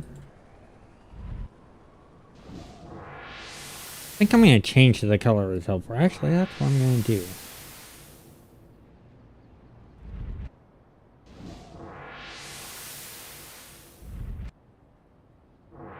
I'm going to go icon store. I'm going to change the color of the teleport. I want it to match my character and the feel of my character. Got this whole entire demon feel going on and I want to keep going with it.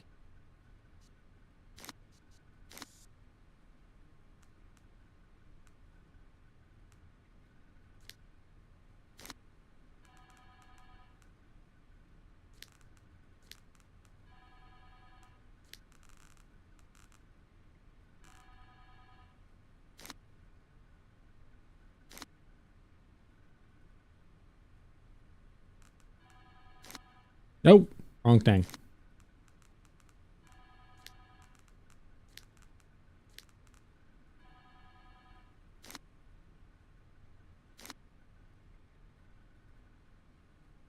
Let's change this around. Let's this red.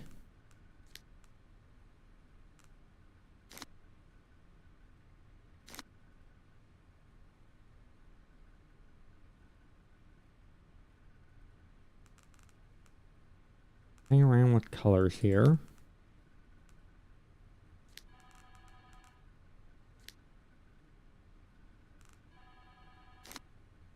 The fact that we get some of the yellow off of it in this one That's the only problem I have right now with this is when I make the yellow the primary color should be yellow, and the secondary, the glow, outer glow should be red. But it's not doing that, but that's okay.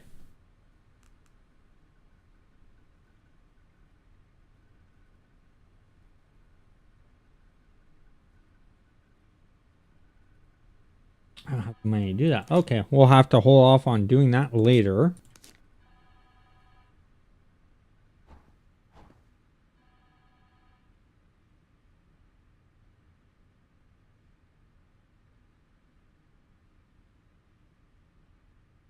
Oh, Taylor tokens.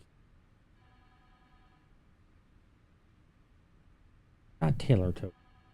Let's do that. And do that. How about the email thing?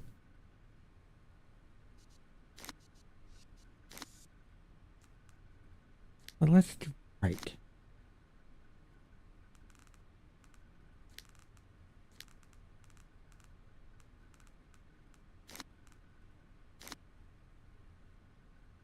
There we go. What if I change that?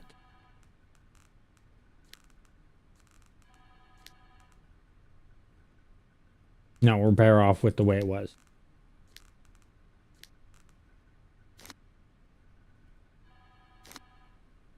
Dark just okay. Link Blitz. L14.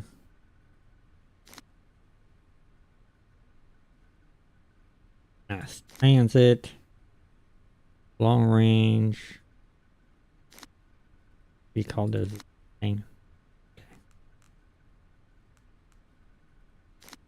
That. There we go. Ha ha ha.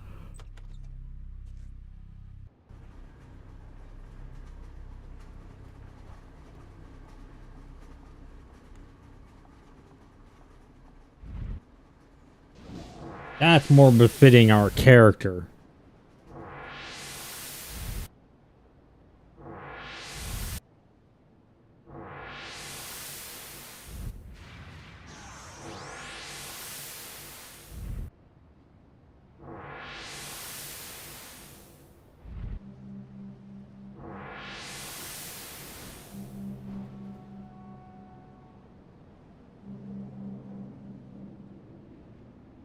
This, gotta run over here and interact with this one.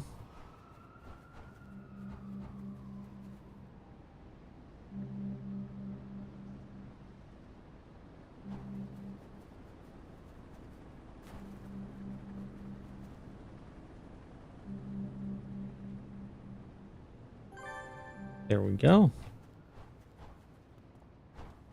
Run up and here.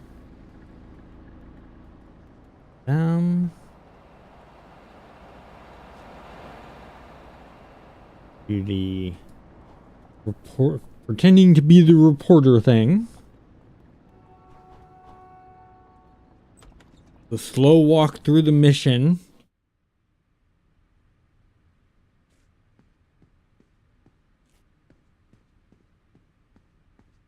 And this was one of those missions where they could have had a multiple choice, and depending on how you answered, determine on whether they start wondering if you were who you say you are, or they go with it, or they just go, nope, you're not who you say you are, and an attack type thing.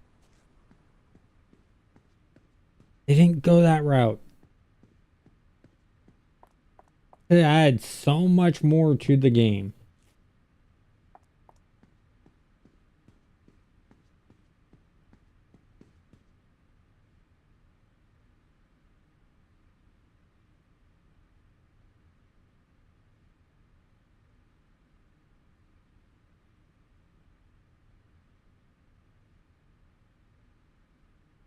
Oh, thank you.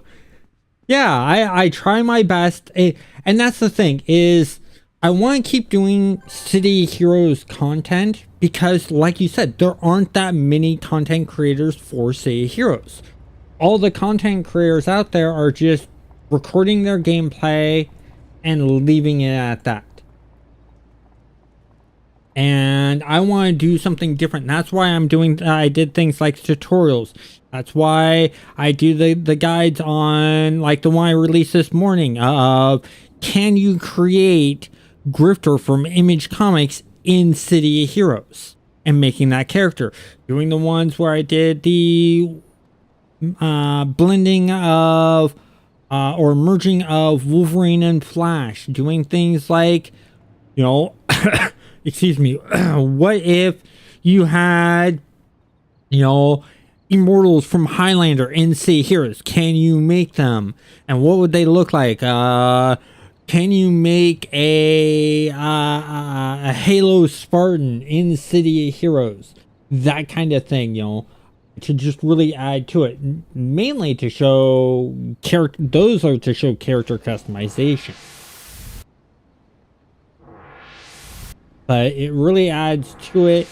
And I mean, my City of Heroes videos get very few views compared to like my No Man's Sky videos.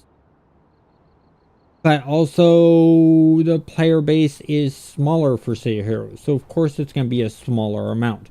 Just like, you know, no one really knows about Stars Reach because it's a game in very or pre-alpha development.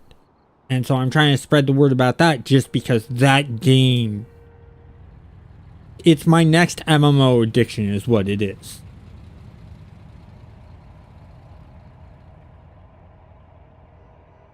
And that's because it's a true 100% sandbox MMO. Do what you want. What you're doing has meaning in that game. You want to be a crafter, it has meaning in the game. You want to be a harvester, it has meaning in that game. You want to be someone who goes and explores and wants to be an explorer and discover things for new players, it has meaning in that game.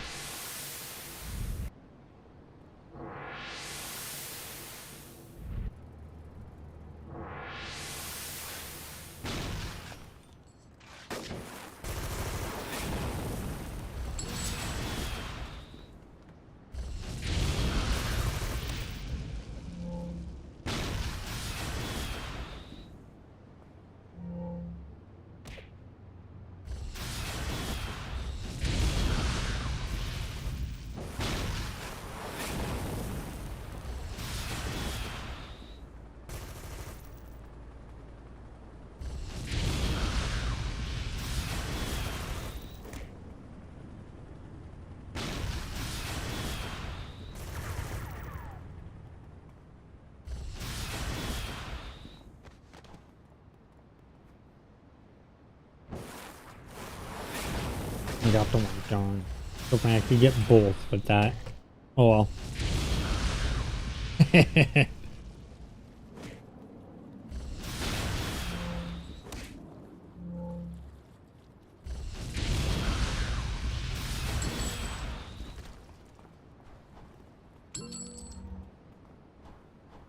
Oh, that something. So line up like so. I should get all of them with this. I do, and a knockback adds extra bonus to it.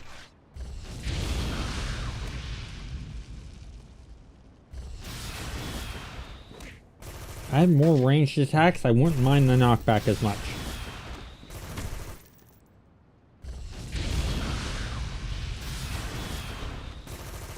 I get closer. Crazy crowd. Clown grandpa.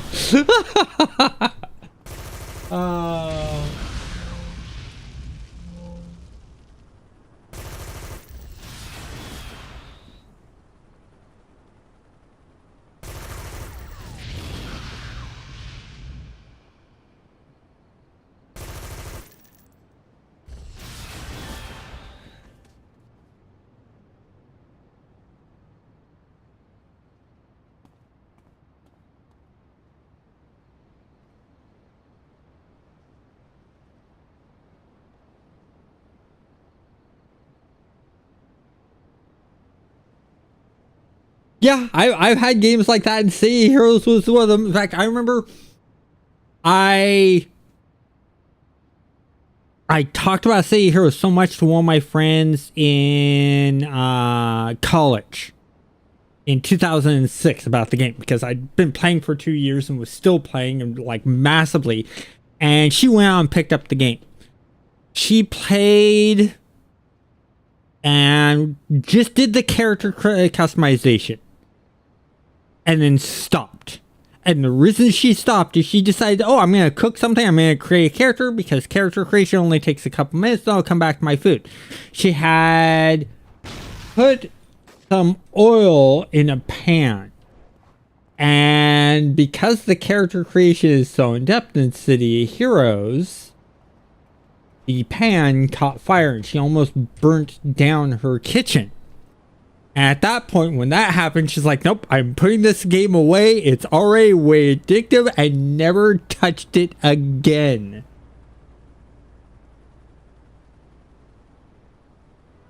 Yeah, that was the bummer thing. And here's the even worse part about it. The game wasn't shut down because it wasn't making money. The game was shut down because it wasn't getting enough Asian players. It wasn't getting enough players in South Korea, Japan, China, and stuff like that. That's the reason the game was shut down. The game was actually making, here in the US, the game was making the company a profit. The game was making them money. But the company, NCSoft, wanted to focus more on their Asian market.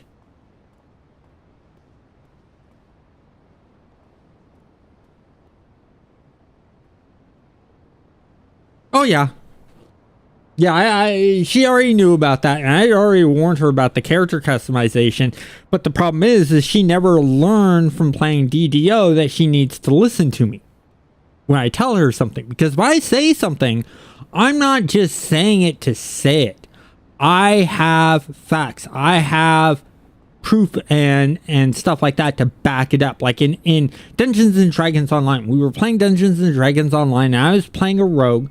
And Dungeons and Dragons Online, when you hit a trap, it doesn't just damage you.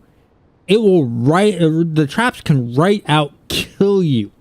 And so I spotted this trap, and I said, hold up, there's a trap. She's playing a warrior, and she goes, don't worry, I'm a warrior. I can handle this. No, you can't. She steps into the trap, and it automatically kills her. She's like, oh, okay, I need to listen to you on this. Those kill. I'm like, yeah, I was trying to warn you. And so it just sort of happens that way.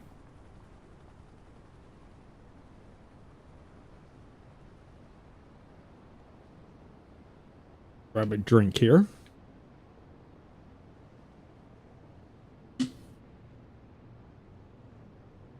Okay. This mission.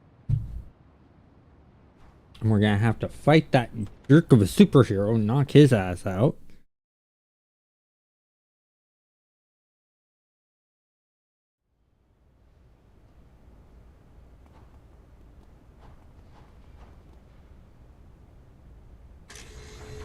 Oh, you know what? We didn't add on.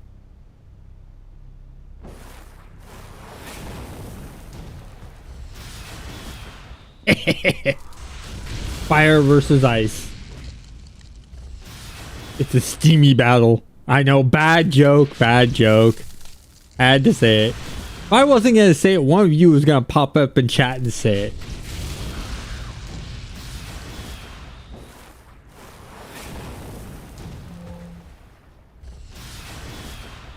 There we go. Don't need him in this battle anyways. We're strong enough. We can handle this solo.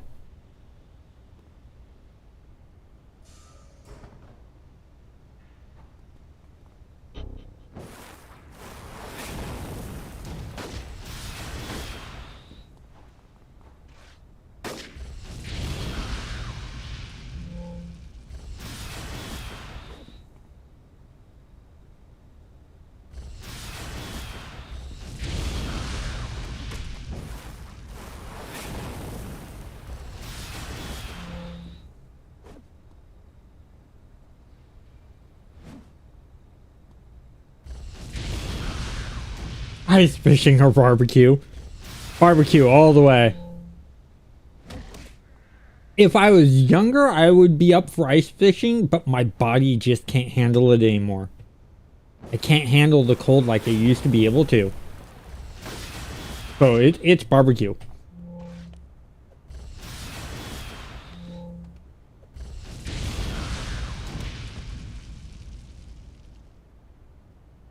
On which server were the server issues? Because I know Purgatory's been having some server issues. I know that Rebirth had some server issues. I don't know if it was yesterday or the day before.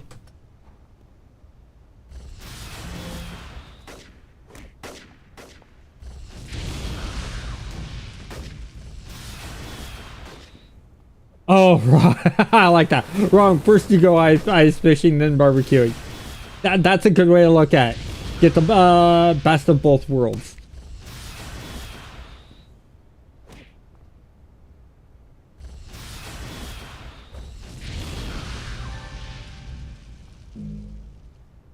Endurance is low. Use some of my inspirations here.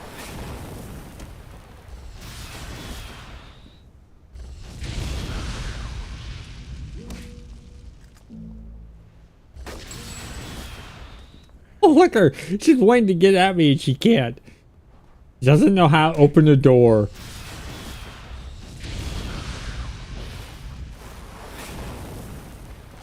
That's going to be an easy fight if she can't figure out how to open this door. See? Unlike that.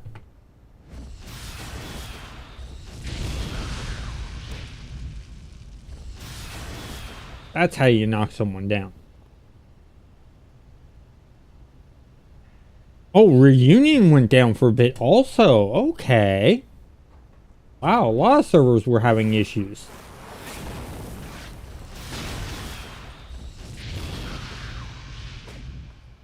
I mean, if Purgatory weren't having the server issues that they've been having, I'd be on Purgatory right now finishing up my double mastermind pet. But they'd been down for quite some time, so I basically said, you know what, instead of holding off on doing the live streams, let me just move on, because the character was already at like 45. So it was almost to 50, so it was good enough. I'm just like, okay, let's move on. And we're going to be on Rebirth for a while, because Rebirth doesn't have a boost to XP, except for when they do their like double or triple XP events. They're naturally, you know, 1-for-1 XP.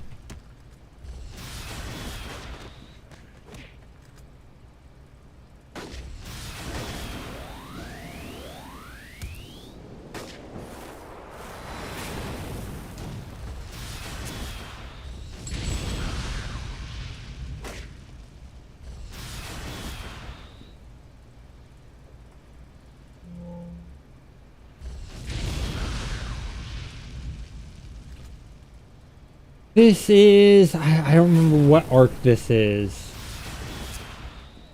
It's the second part of the Matthew arc. So when you go and talk to Matthew and do his stuff, you know, the guy right outside City Hall in Atlas.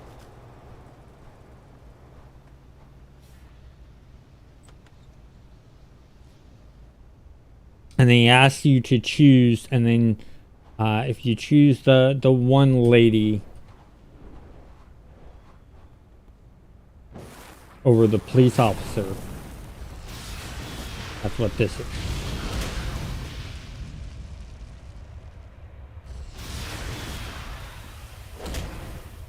Yeah, I'm only level 6, so.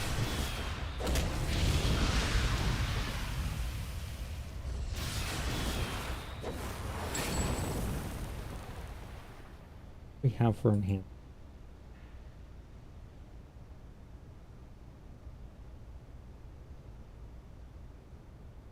Let's buff up some of our stuff here.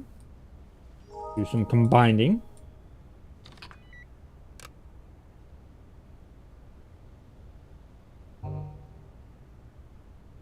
Players hit good. The do crack of the whip.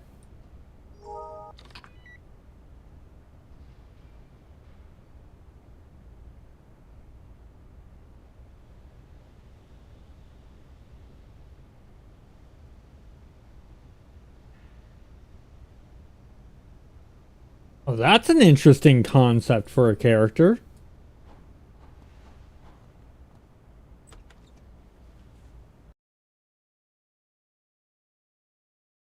Go.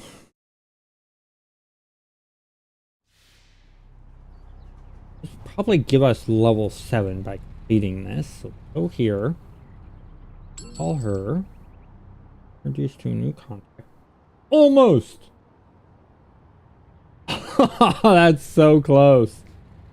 Level 7. Double missions. Oh, we got that done.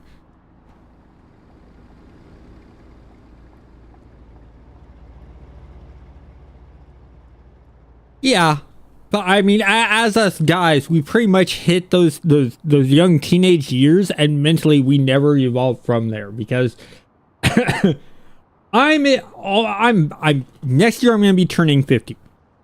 I'm still playing video games. I'm still playing tabletop pen paper role playing games. I'm still playing tabletop war games. I still play collectible card games like Magic the Gathering. I still watch cartoons. I still eat cereals. I still play with Legos. I still collect G.I. Joe figures, He-Man figures, Teenage Mutant Ninja Turtle figures. We just never really grow up. I mean, what's the point? As my grandmother used to say, you're only as old as you think you are. Your body may sometimes tell you otherwise, but...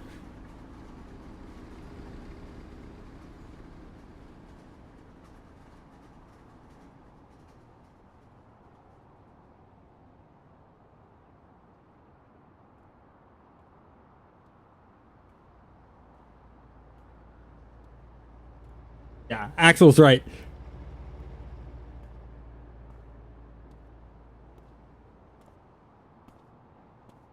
Yeah, those. I mean, look at the price of like the Lego Death Star, and how big it is. So yeah, those get very expensive.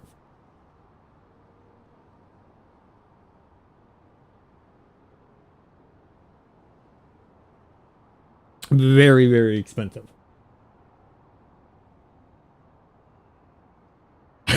I like that. Of course I'm right. I wrote it.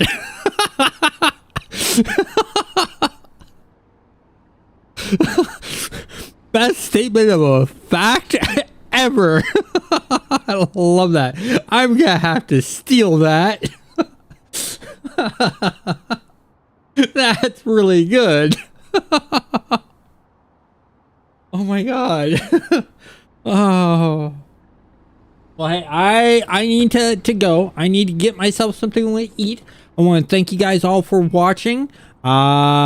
Keep an eye out for some videos I'm working on. I'm working on a No Man's Sky Corvette build of a ship. I have tomorrow. I'm interviewing Dave Jordanson, the game developer from Stars Reach, who worked on very well-known games such as Tribes 2, PlanetSide, and worked on the game that never got released, EverQuest Landmark and EverQuest Next. And so keep an eye out for that video. And then, of course, my City of Heroes videos. And then on Sundays, doing these live streams for a couple hours of City of Heroes. I want to thank you guys all for watching and have a great day.